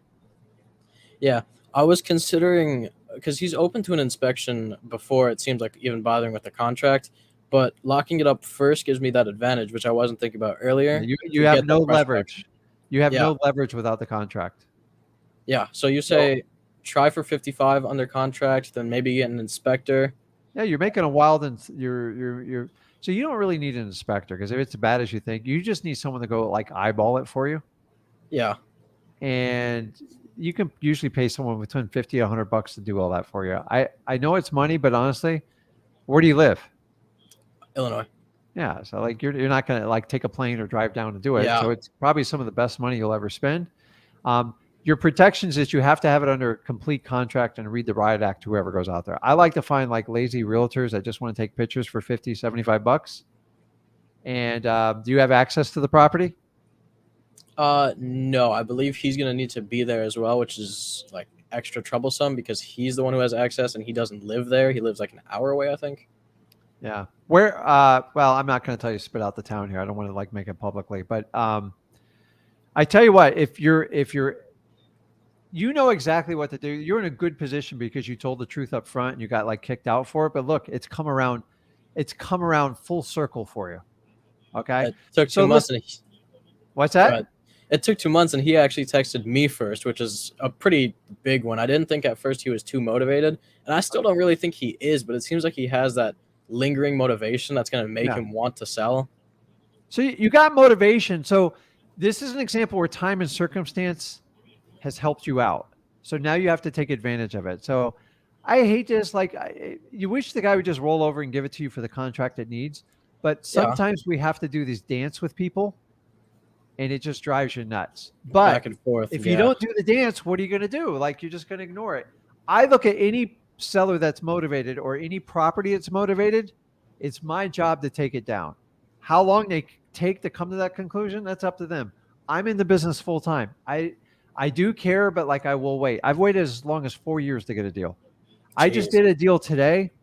Took me 2 years. Much more complicated deal. One I really wanted. I wanted to put my portfolio, and I had to convince a very wealthy man to sell something. You know how hard that is to do? It's completely different because his motivation is like, I don't care. I'm like, Yeah, I got I don't want to pay over in the price, but like I kind of worked it out. We did a bunch of adjustments and we did some creative financing with it, and it worked. It was a lot of money, but like 2 years. Like, what are you willing to put in the business? A few months is no big deal. I'm telling you, you know what? You've got to get this deal. It's there for you. So you got to find a way what you want to crawl up to, go up in increments and go, listen, worst case, I'll put on a contract at this price. I'm going to be honest with you. I'm uncomfortable and I'm going to have to take a deep dive into this property. If it checks out and it's not as bad as you think, then we're good. You know it's not going to check out. So put Yeah. it under contract, get as long as an inspection period as you can, preferably if you could get 30 days and see what you can get away with, but nothing less than 15 and just go from there. I think, Steve, you have a reason to step down with people like that. The hardest price reduction is when you don't have a reason. Go, I'm just Yeah. an idiot. I just flung off. And here's where you get in trouble is when you're meeting with a seller, you don't know what you're doing, and they go, I want 150,000. You're like, okay, I'll take it. You're Yeah. a dead man walking if you can't find someone to pay you more for it. There's no reason for you to get, and honestly, you can't explain why you need a reduction and you look like an idiot.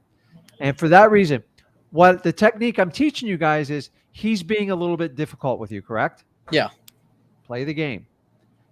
I like people, if this guy comes to you and goes, dude, just give me 40 and it's yours, done. When you want to I close. wish. And like I do it, like, so that person, they're rare, but it does happen. I don't beat them up, and as long as they make it easy. The ones that just nickel and dime me to death, I'm like, you told me the AC is good. It's not. Like, the guy's trying to turn it on over there. It's not. I go, every time I go over there, it's like 95 degrees. What's up? I go, and by the way, guys, in Florida, like the typical AC was $5 or $6 grand. That number don't exist anymore. It's like 7 to 9 now. Yeah. And you can't even get the compressors anymore. It's like a pain in the butt. So Of course it is. if you're interested, where is it? Oh, he's missed. I love Florida because I'm here and like I have a lot of cash buyers. You got to give me the right price. And guys, I love when you JV with us, guys. And I look at every deal with me, Zach, and my team. Here's the deal, though. Like, we've had some deals that have come over lately. Like, there's 2 days left on your inspection period. You can't throw me crap at the end because you can't get anyone else to buy it. I like show some commitment to work with us. We're starting to look at it. I'm like, I don't want to put in all this work to try to find a miracle buyer in like 24 or 48 hours is impossible. So if you decide to do this, put it together, and if it works, it's great. You know, it's not a requirement, but if you want to do it, it's there. So you have a game plan, go get it, man. Like, you have a good problem. So I'm proud of you for sticking to your guns in the beginning. And like, so like he bluffed you. His bluff fell. Do you think he actually really had a contract? Do you think he was lying to you the whole time? He did send me a picture of the contract, so I believe it. Yeah. But he was being quite tough at that point. So I imagine he kind of wanted me to go, oh, sure, I'll give you $90K for it, and then try to get that extra $10K out and back out of his contract. Here's my response to everyone that goes, well, you know, I had so-and-so that offered me this. I go, take it. Yeah. Just take it. I mean, if it's that easy. Take it. Honestly, I couldn't even touch that price. If you can get that price, take it. And when you do that, a lot of times sellers are like, oh crap, like what am I missing here? Yeah, what do I I do don't now? think. You I go, got him in the listen, corner. I hope the person can perform, but I hope you vetted him well. He's like, what do you mean? And like, I just try to be nice. Like, I just try to create a little seeds of doubt. I know when a property's not going to sell for a certain amount, that like a hoarder house, I'm like, there's no way it's selling for 150,000. I just look at them. I'm like, it ain't going to happen. I go, Yeah. honestly, take the deal because it's the best one you're ever going to get. I don't even think a realtor could get you that after they fixed it up. How's that? And that's how I kind of leave it with them. They always come back to me. Of If it's course. a hoarder's house, it's going to take someone like you or me to close on it. There's no other way around it. That's, I'm assuming, why his other contract fell out as well. Yeah. Yeah. So, okay. Well, let me know how it works out. I think you got a good problem, and just stay persistent. And guys, listen, it's easier to have that difficult conversation up front than have it 50 times with cash buyers at the end. Oh yeah. I know it's uncomfortable, it's awkward, but because you had that difficult conversation, it's going to set you up for a good price. Okay. Even if like the guy kicks you at that 30K, I go, well, listen, I know you said 70, I said 30. I go, listen, what can I do to start the process so I can take a deeper look into it? And if he goes, I don't know, put it under for 65, I go, listen, I'll do 65, but I got to kick the tires like head to toe on it. And you can put that property under contract and not feel guilty about it because he's trying to work you. You're going to have to do the same. I hate this part of the business, but if I did 10 properties like that, I could probably get 3 or 4 of them to work out. So it's a I numbers gotcha. game. So it's just go with it. If he makes it easy on the road, make it easy for him. But if he keeps nickel and diming you, you do the same thing. Yeah, even worse. The person I'm working with got back to me and they said ARV is looking more like 100K. So my room on this is going to be very, very tight. So I'm going to have to figure out if it's possible. That reduction in ARV, I'm starting to wonder if it is possible. But you know what? I'll have to just at least give it a shot and see. Well, listen, it's a low price point in Florida, so I'm just going to tell you, those things move. Like, there's very few houses in that price range, period, in Florida. Yeah, I got mobile homes at 120, 150 grand right now in my backyard. So it's like, I'm just telling you, it's everybody's rushing to Florida. So I don't think it's going to be I wish I could. unless the entire roof's caved in and like it's a complete pigsty type of deal. So here's another technique when you go, hey, what do you think the truck's worth? What do you think all this stuff's worth? And just write down the numbers. And maybe it comes up at like 15, 20 grand. I go, I tell you what, I'll just give you 45 for the house. I'll pay all the closing costs. And you can just collect the 15 grand on your own. I was thinking about that. That's my goal. But let him establish the value for it. I go, listen, I'm not really a car guy. I don't like, no, honestly, I can just, if you want, I can help you with it, make some phone calls, but I don't have the title. I'm not a mechanic. You could probably get a better price than I could and just leave it just like that. I like that. So, he seemed adamant on including it in the bundle, but I do believe that. Include it. I just ain't paying for it. Yeah, I mean, yeah. Guys, whenever they throw something in a house, it means it's a problem. I once picked up I picked up one of those Stingray Corvettes. I was so excited. I was in the garage. I'm like, oh my God, and I'm assuming I had like a $30,000, $40,000 car. When it was all said and done, because I paid more than I wanted for the house, I had a car guy come in. He's like, I give you $1,500 for it. I'm like, what? Oh. He's like, he goes, the whole car is made of Bondo. Everything's stripped out. It's a piece of junk. Like he goes, you're going to have to spend $60K to get this car where it needs to be. I'm like, I don't know cars, guys. And so do not speculate, because honestly, people pull the gold out of their house. They don't leave it. Very, very rarely. I once bought a high-end house. The guy's like, it's $150,000 of furniture. He beat me up for 4 months. In the end, he just gave it to me with the furniture. And honestly, I couldn't move the furniture either. Yeah. Yep. And I just like, furniture, after you buy it, I'm just going to give you the reality. It's worth nothing. It's crap. You know why? Because all the time. And then you ever sell furniture, you got to have people come to your house. It's a real pain in the butt. Nobody sells used furniture unless it's office furniture. It's a little bit of a different story. So I'm just telling you, all that stuff, he's trying to create value. It's not there. The value is always in the real estate. So let him build up the value and go, listen, here's what I do. I'll just separate the real estate. That way you can get retail for that stuff. And I'll give them access to the house so they can get it up. But like, someone's going to have to get the car up and running. I'm not your best guy for that. So you can probably get more without me. Yeah. But I'll be the easiest guy on real estate. I'll make it easy, and I'll make sure I follow through on what I say. I'll And take that's that off your hands. Yeah, Don't but mind like, me. I had to teach Zach the lesson the hard way. I'm like, dude, every person I go, they go, oh, we're gonna do this. I had once a former partner, well before Zach. He went over like a thrift shop. I go, why the hell would I open a thrift shop for? I'm in real estate. Why I want to sell $5 items? I don't want to do that. You guys should never ever do that. Ever. I'm just telling you, it's a nightmare. Don't do it. Like I'm a guy, like I buy houses with pools all the time. When I'm in Florida, I hate pools. Pools are just money pits. Every person leaves me with a pool that's leaking or something's caving in. And every Oh, time every time. it's 10, 20 grand. Yeah, And you know what it cost, you guys, you know what it costs to put in a pool in Florida now? 100 grand. And I'm talking about a basic pool. Yeah, that's how much the premium is on them now. Man, Florida's insane. That is It's ridiculous. insane. Next level. Yeah, so. Okay, dude, let me know how it works out, man. You got it. I appreciate it, man. We'll do. Okay, Really man, help me I'll out. see you. Okay. So, guys, do you see how that works? I love talking about like price reductions and stuff like that. Let's keep it going. So, Kaylin, you there? Hold on. I got you. I can't hear you.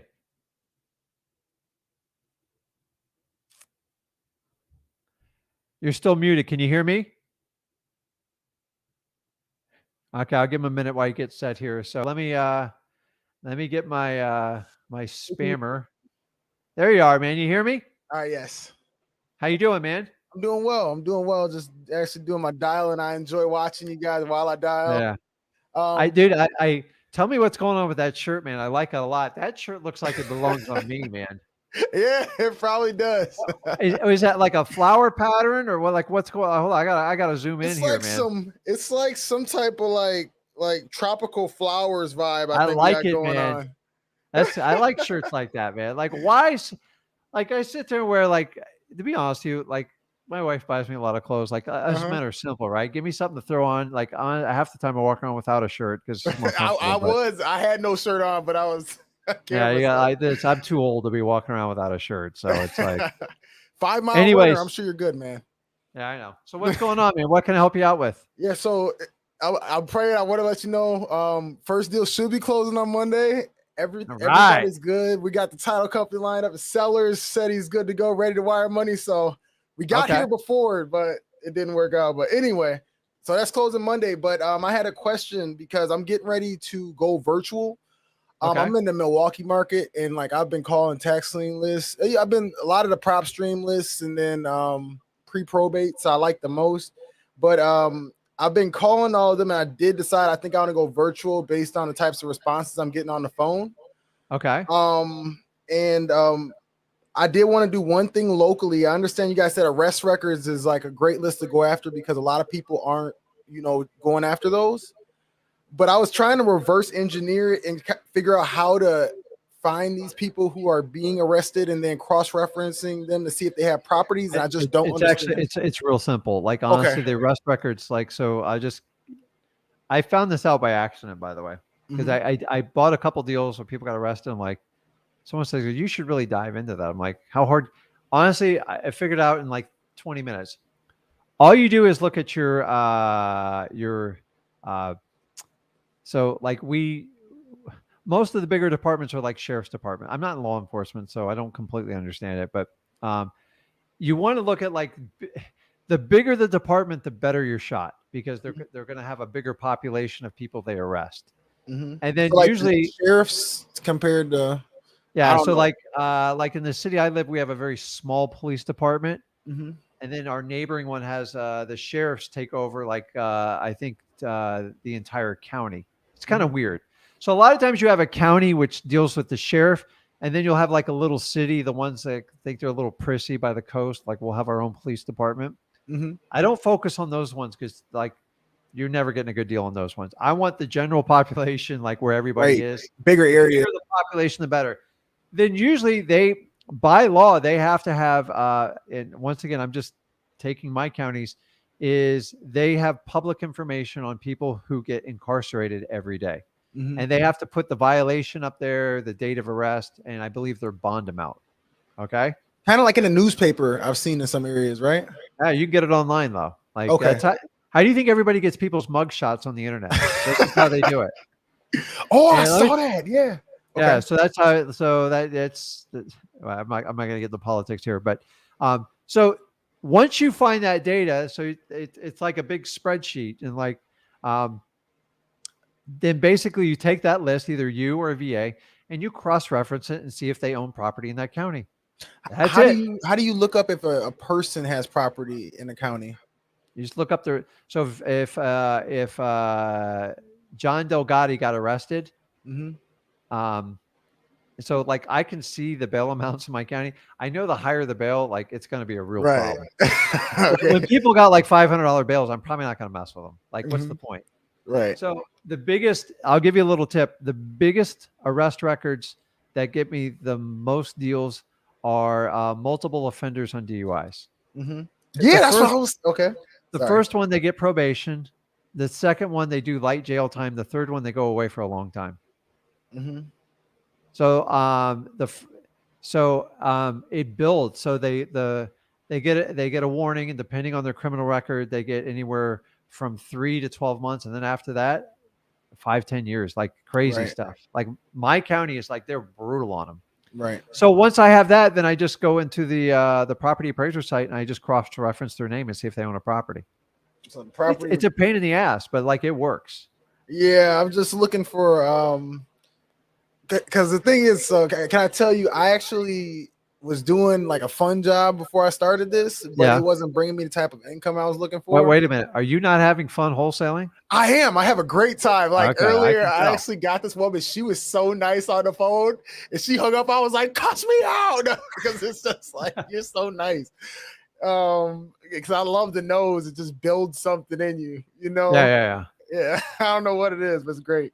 So that's it with the arrest records. It's not complicated. Like I don't try to do like 3 million counties, but you got to understand, if somebody has a mortgage or a house that's completely paid for and they get incarcerated, they got to go away for like a year or two. Most of them just want to wrap it up because they know when they come back to the house, it's going to be a problem. And a lot of them want the money and the security, and it's like their last thing they're hanging on. If they know they're going to go away, like the last guy he went for, ready for this, I think it was like 90 months he had to do. Now oh my gosh, he like 5 DUI, like it gets multiple. They're like, dude, this guy's going to kill somebody. And honestly, it's a long, I'm not even gonna get in the story. It's kind of funny, but like, he's just like, I got to get rid of it. Like, and listen, he's got money problems. He's got this, got to pay that. And it's like, they want to do a deal and do it fast. The downside is they do drag you through a lot of drama. So you have to decide how much drama you want to put up with. But I go through them like gangbusters. If there's no interest, or like, a guy was on here the other day. He was talking about, there's some sort of app they use like in the prisons, and he was spamming all the prisoners, and he got a ton of leads, and then he got blocked because the police department said he was abusive. I don't know how to do that, but he piqued my interest. I didn't know you could do all. Apparently, there's a lot of stuff you can do in jail now. You could you can have a phone, TikTok, but they get access to the internet. They get access to like phones, and it's like, I go, man, if you could find a way to spam everybody in the jails, like you would do phenomenal. Like, think of how many motivated sellers in the jail, but it's challenging. And then how do you contact them? So understanding, most people that I buy their house, they're getting ready to go to jail. Okay. It's a process. So usually they're going to go out and make bail, and then they got usually about 1 year to get their life in order, like to get stuff before they go away. When they get arrested multiple times for DUI, they know what's coming. Like they're like, oh crap. Right. Now, every now and then someone gets hit hard with the slammer, and you got to go see them. Like, so sometimes, like, we network with family members. I get a lot of probates where that happens, where the heir is in jail, and like we got to go and make an appointment. It's a little intimidating to go to jail if you're never like visiting. Like, I've never. But it's you got to register, make an appointment. It's like, it's very strict, and honestly, you don't really know these people, so you don't really have any rapport because you're talking on the phone. So it's a little bit odd. So, but it's very safe. I mean, there's officers everywhere. It's not like no big deal. Right, very safe. I come back and see black eye. Listen, honestly, the arrest records, Like and the thing is, you don't have to be like on the arrest records every day. Right. It's not like probates. Probates, man, if you could be every day, you'll kill it. Right. On probate, on arrest records, like once a month, like just make a list, and then just when you're watching a game or something like that, you just cross-reference them. Okay. A lot of them don't own property. Mhm. So it's like it's like wish a while, but like a good percentage do. And you Right. just got to find those. And sometimes they're in like neighboring counties. Sometimes you can use some more advanced softwares, but like I'm not a big fan of that. Just a lot of times you can just Google people. You can true people search and figure out like where counties they do own property. Sometimes they own the property in a neighboring county, something like that. Right. So kind of where there's smoke, there's fire, and that's the technique you use that one. But I don't do a ton of them, but I probably do at least 2 or 3 a year minimum every year. That's what I'm talking about. That's good. That's But good. it took me 7, 8 years to figure that one out. Nobody Okay. taught me that. I'm like, hey, these people are arrested. I go, they're pretty motivated. They're like, right. okay. I once had a guy, you ready for this? Uh-huh. He was getting ready to go to jail the next week, and I bought his house. He dragged it out, and I go, listen, you got to move out. Like I was concerned he wasn't going to move out. Right. So he was arrested for breaking and entering multiple times. I'm like, you got to get out, right? Right. So now he's trying to stay. True story. Zach was with me when he was I think he was 14. Uh-huh. And we were going to, I think we were going to visit my dad. And I go, listen, I just got to swing by the house, make sure he moved out. Well, he moved out. Mhm. He moved into the garage with his couch, his bed, and everything. He goes, you told me to move out of the house. I go, oh my God. Right. I go, son, I go, dad's about to go, like, I go, what am I going to do? He's like a convicted felon. Like he breaks in houses all the time. I'm like, so I had to pay him another $700 to get out of there. Oh my God. Because I knew he was going to break into the house. I go, listen, I don't want any problems. I go, what's it going to take you to really get you out? He's like, well, I need some beer money. I go, you don't need any more beer money. Right. So I will tell you, if you want to write a good book, deal with like arrest records, because every one of their stories is mind blowing. And but they're good people. They just got caught like making bad decisions. So I just try to help them out. And honestly, they're thankful. The downside with it, very dramatic. Right. Everything's very dramatic because if you were going away to jail for a couple of years, you're going to make your last few weeks count. Right. They like to pate. Yeah, that's right. $700. I go, I don't care, man. I go, and I think he went and bought fireworks with it on all of it. I'm like, oh my God. Man, he said he's going out with a bang or going in with a bang. Like a kid, man. So it's like, so arrest records work, but like you don't have to sit there like once a month at most. Okay. And honestly, if you wanted to do it like every other month, you'd be fine doing that too.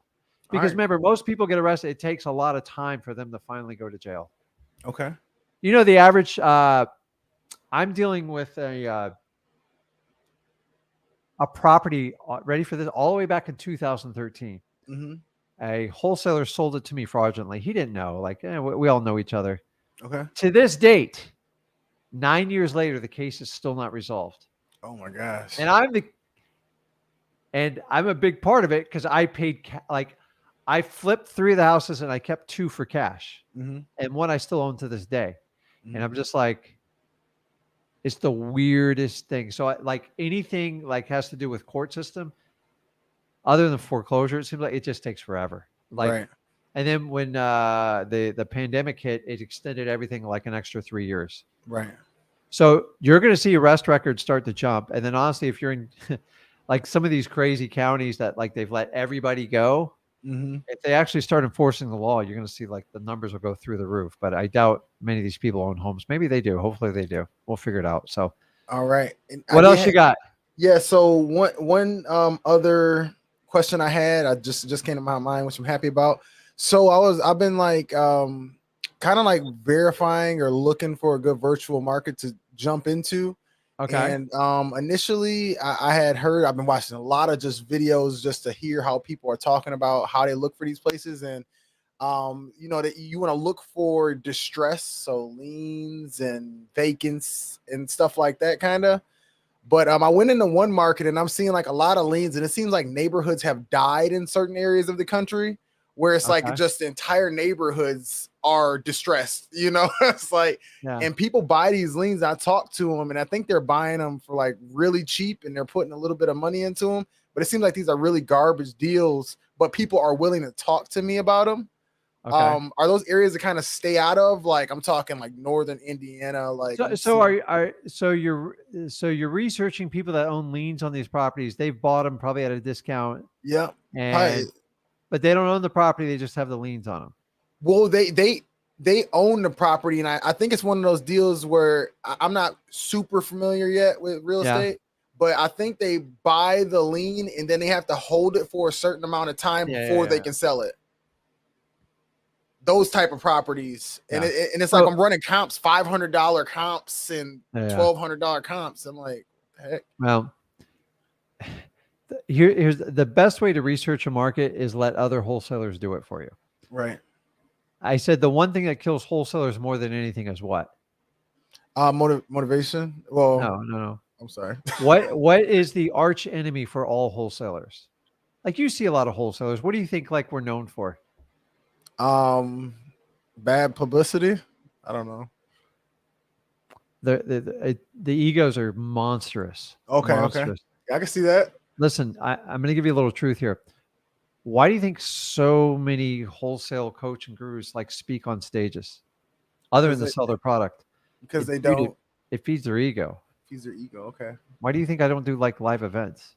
Okay. It's like, why I'm having an interaction with you. What is a live event? If I do a live event, I'll get you pumped, get you excited. It ain't going to help you, though. Right. I'm going to get you all jacked so you can go buy my $10,000 course. That's the only purpose of doing that. And then feeding the ego. Oh, Rick, you're so great. It's a waste of time at the end of the day. Me and Jack can help people. We're like, oh, you should have a live event. I go, listen, I love the interaction. It's not going to make you any more money. It's actually going to confuse the hell out of you. And so ego is the biggest thing that takes down wholesalers. So if you know that, then play on it. You can go through PropStream, listrei.com, whatever you want. You can do it to death. The data's there, but it's still data. I'm not a data expert to research markets. You can see trends. So I look at wholesalers that are having success in virtual markets. Maybe it's their own local market. They brag about it everywhere. Dude, it's so easy to find. Every one of my virtual markets is from bragging wholesalers. Right. Hey, so here's what you do. Get on their cash buyers list. Map out their zip codes, and they will point you. It's like having a what do they get, those magnet finders finding the gold.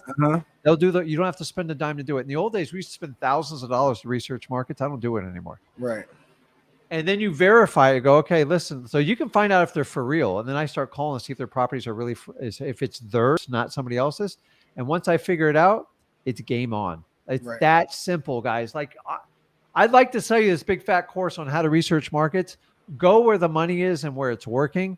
And then you can add other data points to kind of figure it out. But like the one thing in wholesalers is like we go find deals now that's working now. The problem with data is always outdated. Right. Anywhere from 3 to 9 months. And like the markets right now like are changing quick. Right. So you got to find someone to go, hey, let me find someone that's having success. And you got to find verified success. So once I get on their cash buyers list and I'm seeing them posting with pictures and details, I'm pretty confident. Like I know where the gold is. I just got to go find it. Then I find their average price points, the zip codes, and then I'll even reverse engineer how they're marketing to them. And then I just go in, and every time I've done it, I've done very well. Right. The downside with virtual markets is what? You don't know that local market as well. And it's going to take some time to get it up and running. But once you get up and running, they do very, very well. Okay. So that's to me, it's like, don't start chasing liens and stuff because it's like a lien is usually a problem and it's going to lead you down the wrong avenues to go after. Okay. Okay. And remember, a lien is just a lien until they're the property owner. It's just a lien and it gets very complicated. That's not wholesaling. That's a different type of investing. It's like buying tax certificates, stuff like that. That's what I think they're doing. Yeah. That's not wholesaling. It's not even okay. It's not bad, but it's like it's a huge wait and see game, and it takes a lot of capital. Right. Okay. Okay. Right. Thank you so much, Rick. I appreciate you, man. Okay, and you're awesome. You're awesome. Okay, I appreciate on stage. Okay. Okay. Let me answer a couple questions here. I'm not trying to. He says here.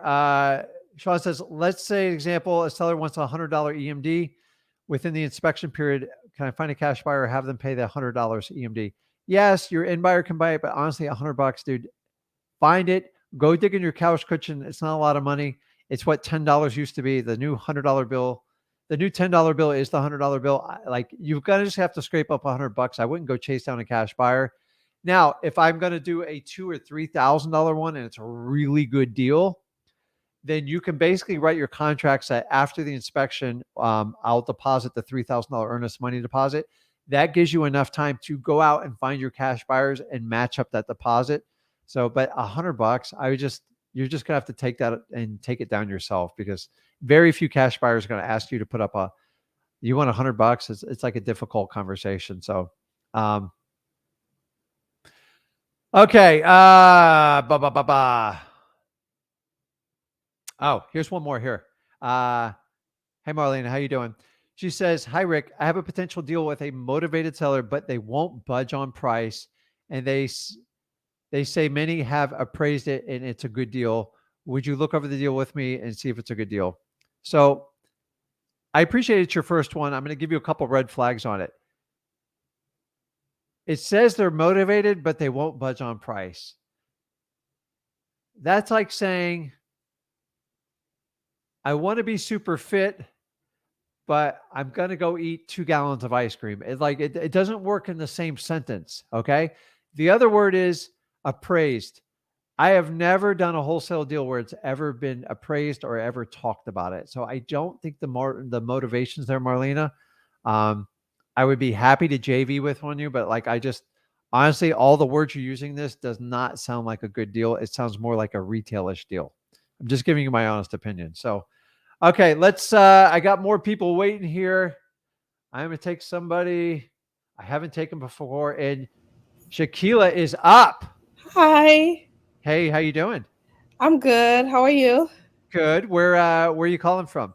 I am in Hagerstown, Maryland. Awesome. Yeah. So what can I do for you? Okay, so I have been in this, I guess, analyzation loop for an entire year, right? Uh-oh. What are you analyzing? I don't know.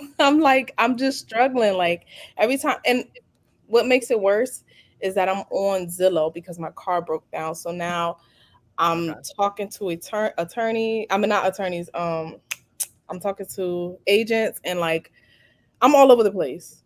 Okay. So that's my problem. And one thing I came across was somebody asked me, why won't I use cap rates for rental properties? I didn't quite understand the question because I'm you don't need that. Just throw that one right out the window. I need help because they're pressing me to be I'm going to back this up to try to help you out. And remember, I can't solve everything in 5 minutes for you. So let's just start. How did you get connected with wholesaling? So I was watching this guy named JT Hustle, and then I found out about wholesaling real estate, and I just fell in love with it automatically. Okay. So who have you been taking instruction from? Mostly everybody and their mama, and you guys. I just figured I would just stick with you guys because everything is free. So I can tell you this right now: you have 1 million people pulling you 1,000 different ways. Okay. Yeah. I can tell because all these suggestions are coming from 1 million different places. Yes. You're free to choose to use whoever you want. Okay. But just look at people's intentions when it comes down to it. I don't ask for a dime for coaching money. Right. I pass up, ready for this, millions of dollars. I want to do things completely different because I just don't want to be like every other coach and mentor out there. The reality is this business, I want you to understand, I'm going to give you the truth now. It's going to hurt a little bit, but it's the truth. There's a 95% failure rate in the coaching of wholesaling. To me, that's an embarrassment. It sucks and I hate it. Okay. The reason why it's 95% is, number one, not everyone's cut out for wholesaling. Number two, everybody pitches like it's a piece of cake, right? I sit on the beach, I sip a margarita, I just made $40,000, life is great. It's all bull. Okay. Does it happen every day? Yeah. But they skip the thousands of hours of work they put in. So if you want to just roll your sleeves up and go to work, how much time have you spent in freewholesaling.com? Be honest with me. Okay, so I can tell. I can go in there and find out what percentage you've looked at each of the modules. Okay, so I just signed in. I think I just signed up earlier this week. I can't even remember the day, but I just made a decision. I started the 30-day challenge. So I'm Yes. on like day 1 of the 30-day challenge. Perfect. Okay. So just give that 30 days and give it everything you got and ignore everything else you've heard before. And I'm here to tell you, I've been doing this 20 years. I taught my son how to do this in high school. Okay. Mm-hmm. You are an intelligent person. You carry a conversation really well. I can tell you can build rapport with people. What's your previous experience before wholesaling, before you thinking about doing this?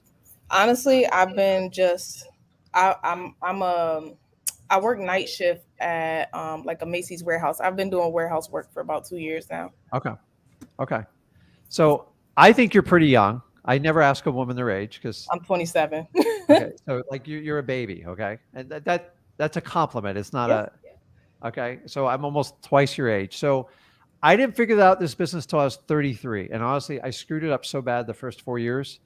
Like I gave all the money away. Like I didn't know how to make money. When I made money, I didn't know how to manage money. So I went through this entire journey and it's been rewarding. So you're ahead of me. So you need to look at it like that. Okay. Yes. This business is not complicated. It is not like traditional schooling. So I was a terrible student. Me too. Okay. I was your C- student, like, but I was a bulldog. You put me on a sports team. You want me to play fullback and run the guy over? I'll do it. I got concussions and everything else, but like I was the guy who commit, but like I questioned everything teachers did. I didn't understand why we're learning algebra, all this other stuff. Right. And at some point you're going to have to take directions from someone and just like trust them. If I can teach a 16, 17-year-old kid how to make 100K in high school, you are no different. I am not special. My SAT is so low. It's probably the lowest, like 5% you could get. I wasn't stupid. I just learned differently. Yeah. And nothing excited me in school. Like I love friends and like I grew up, I'm very happy how I went to high school. Like I enjoyed it, but I didn't learn anything in high school. And then I went on to college because that's what my dad wanted me to do. It was even worse in college. I was like, I was lost. I'm just like, thank God college was cheap back then. But I fast forward, my son went through college. He was smart, but like he got through it. He got scholarships, and I taught him about money at an early age. So the good news is you're in the right place. Okay. Yes. You've got to get you can't take a million people's like instructions type of deal. I'm real authentic and I don't care what people think about me. That's why you guys connect with me. It's what I do. I don't have this fancy sales pitch. And the fact that I don't sell you guys a course is I get to earn people's trust, but I get to tell people the truth. Okay. You're all over the board. Just start over, literally start over. What is the fundamentals of wholesaling? What is the most important thing you look for when going to find a deal? Sum it up for me real quick. Motivation. That's it. Do not sit there and analyze price. I'll do that. Honestly, if you can find someone that's motivated to sell a house, you will make a ton of money. That's what you've got to understand, that concept. It's not in analyzing properties and doing comps and listing them. No, it's the art of finding people that need your help and then matching them up with people that want to buy that contract, and you make a great living doing it, and they all hug you and kiss you while you're doing it. That's how I sum up a wholesaling. But everyone likes to spin it. Oh, it's this, it's that. It's really, really simple. And by the way, I worked the job 80 hours a week my first year of wholesaling because I didn't have a choice. Right. I had 2 small children. I had a mortgage. I made a lot of mistakes, and I had to dig myself out of a hole. So I don't want you to quit your day job or night job, whatever it is. And the good thing with wholesaling, it's not a 40, 50-hour week thing. Honestly, it's 8 to 12 hours a week in the beginning. You'll spend more time studying, but you have to do as much action, if not more, than you do education. I got a feeling like you've been deep diving education. Everyone's kind of pulling and twisting you each way. Yes. Okay. And here's the good news. If you find a really good deal and you use the stuff I teach you in freewholesaling.com, if you want to partner up with me and you got a good deal, I'll bring it home for you and I'll split it with you. I do a ton of them. I just enjoy it. A lot of people say, oh, wholesaling's dead. No, wholesaling's not dead. It works just fine. It's been going on for hundreds of years and it's not going anywhere. It's not a fad. It's here. Some people have abused it. And I'm here to tell you, if you honestly want to help people out and you want to make a great living doing it, I think you're excited about wholesaling, which is like the biggest start. So last thing, what's your why? You probably heard me enough say it. What's your why for wholesaling? So I do this because of my kids. I have 3 kids, and I want to give them a better life, a life that I never had. There you go. And yeah, I just want us to be in So a at 27, you've barely even experienced life, and I mean that in a positive way. And you can don't wait till you're like 50 or 60 to figure it out. Not that there's a problem doing it, but like 27, man, that's awesome. So so what you're going to lack in experience, you're going to make up in enthusiasm. Okay. That's how I did it. I had no idea how I was doing wholesaling. I was like, you're a really nice guy. Like, we like you. And they tell me, I don't think you know what you're doing, but I like you. And that's what I like. I'm telling you, whatever you lack in experience, make up enthusiasm, make their life super fantastic, get excited with them and have fun with them. The 30-day challenge is perfect for you. That 30-day challenge, I think there was 300 and like some odd deals taken down on that just off that one alone. Now, there's a lot of people, don't get me wrong. Like, I got to be fair with the numbers, but the business has to be simple and direct. Most coaches and influencers try to make it so complicated. They can't have an authentic conversation because you know what they need from you? Money. Correct. So they can't tell you how to do it. They go, well, listen, try this. But if you want to do this, come into my mentorship and I'll show you how to do it over 3 months. I'm like, Yep. well, you know what the biggest obstacle is when you get into wholesaling is I have no money, or I have no money for marketing. I just paid you $5,000. Like, how you want me to spend another $5,000? That's what they tell you after you get into those programs. And for that reason, it just drives me nuts. And most people have no idea what you're doing. So you got to learn how to like kind of crawl, then walk, and then run. Yeah. I guarantee you in 1 year, you can be running with your eyes shut. So if you're okay doing the work and you'll put in the work, go through the 30-day challenge. You'll do really well. Get your why. I would even get it clear. Just say, my whole why, I never forget this. And I never forget where I came from. I just wanted more time with my family. Yeah. I wanted the financial freedom. I go, give me the damn time. But listen, we can all get time, right? But we'll be broke because we can't make an income. So I wanted financial freedom and time. So the reason I do this with my son, I took a journey. When I did this 2004, I made the final decision to leave my job. So that would have made him, he was like 3 or 4 years old when he did it. So now he's a grown man at 22. If I didn't make that decision, none of this would ever happen. So life's short. You are going to take a risk, but you can do it calculated and do it well. I think you're taking direction from too many people. Like, I can tell you're confused. Yes. And I'm just like, take a deep breath and go, okay, I'm going to start the 30-day challenge. So how many times do we go live a week? 6. There you go. So you see, you're figuring this out. Okay. And also the Wholesaling Houses for Real. It's a great interactive site because we keep all the bots and all the crap out of there. Yes. And then if you want to do a deal with us, you have an outlet to do it with us. And then you can connect with us just like this. And did you pay a dime for this? No. Okay. So I give you enough information in there that you can get it done. One last question is, what do you think about, since my car is like done for, what do you think about doing virtual wholesaling right now? Because in Maryland, this is not like Connecticut where I'm from. In Maryland, you can't just walk to the neighbor's house. You know what I'm saying? So what do you think? You just need to get lists. Like, you can do virtual. You just got to go through more numbers when you do it. I do virtual markets. They're a little painful the first few months because you don't know the markets. That's the problem, is because you don't know the values and the neighbors. Like, sometimes you think it's a deal. So you have more properties fall out. That's normal in virtual markets because you're not from it. All real estate is local. So I always tell people, always work in your local market, because every now and then you will find a deal. And then when you get your transportation and get that all figured out, then you can take advantage of that. And then the virtual market, I teach you how to reverse hack it. You probably heard me talk to the gentleman before you. It's not hard. And then you just got to find like government lists that are free. And then you just got to rip through and try to get them on the phone, DM them, whatever, and just connect with them. Your money is in connecting with motivated sellers. That is the golden ticket for wholesaling. Everything else is just frilly. I'm here to tell you. That's what you do. That will earn you $100,000 a minimum per year doing it part-time. I guarantee you. Will you do the work? That's going to be completely up to you. I will. It's going to get done. Okay. So you know where I'm at. So update me next time you're on, and then just keep going through like the 30-day challenge, and then you can reach out with questions or anything like that, or go to our Facebook group. Guys, if you know where it is, it's Wholesaling Houses for Real. 100% you can go over there, and that's awesome. You just need to get clarity. Like, honestly, I've been doing this 20 years. I'm going on 21. I ain't going anywhere. My son's all the way into it. I taught him. He's been doing it 5 years, going on 6. So you know where my intentions are. I ain't going anywhere. Everybody else popped up from 2015, 14 on. They're all slowly disappearing if you haven't noticed. Because they can't figure out what to do. I know exactly what to do. I've been through this pain. So, and by the way, I don't know if the market's going up or down. It doesn't matter in wholesaling. Don't let anybody steer you on that. And cap rates, it has nothing to do with single family homes. It's all commercial. Okay. And by the way, a cap rate, you can Google it. Don't let anybody ever talk over you.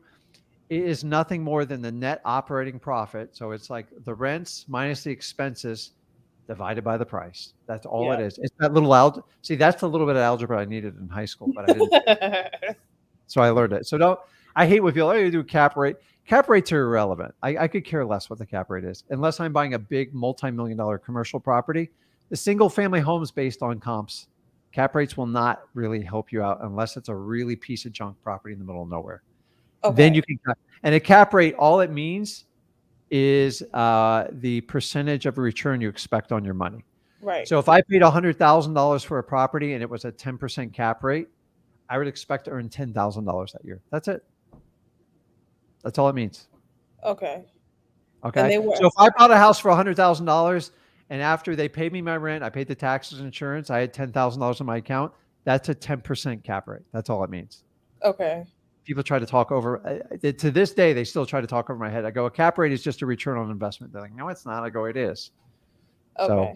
So NOI divided by price. So, okay, Shaquila, you got it. You know where to get a hold of me. I expect to hear back from you. Yes, you will. Okay, awesome. You. Okay, I'll see you. Let's see here. Oh man, God, I think I'm going in overtime. So guys, I am going over here. So do me a favor, guys. We do live 6 days a week. So check me out on my YouTube channel, rickginn.com.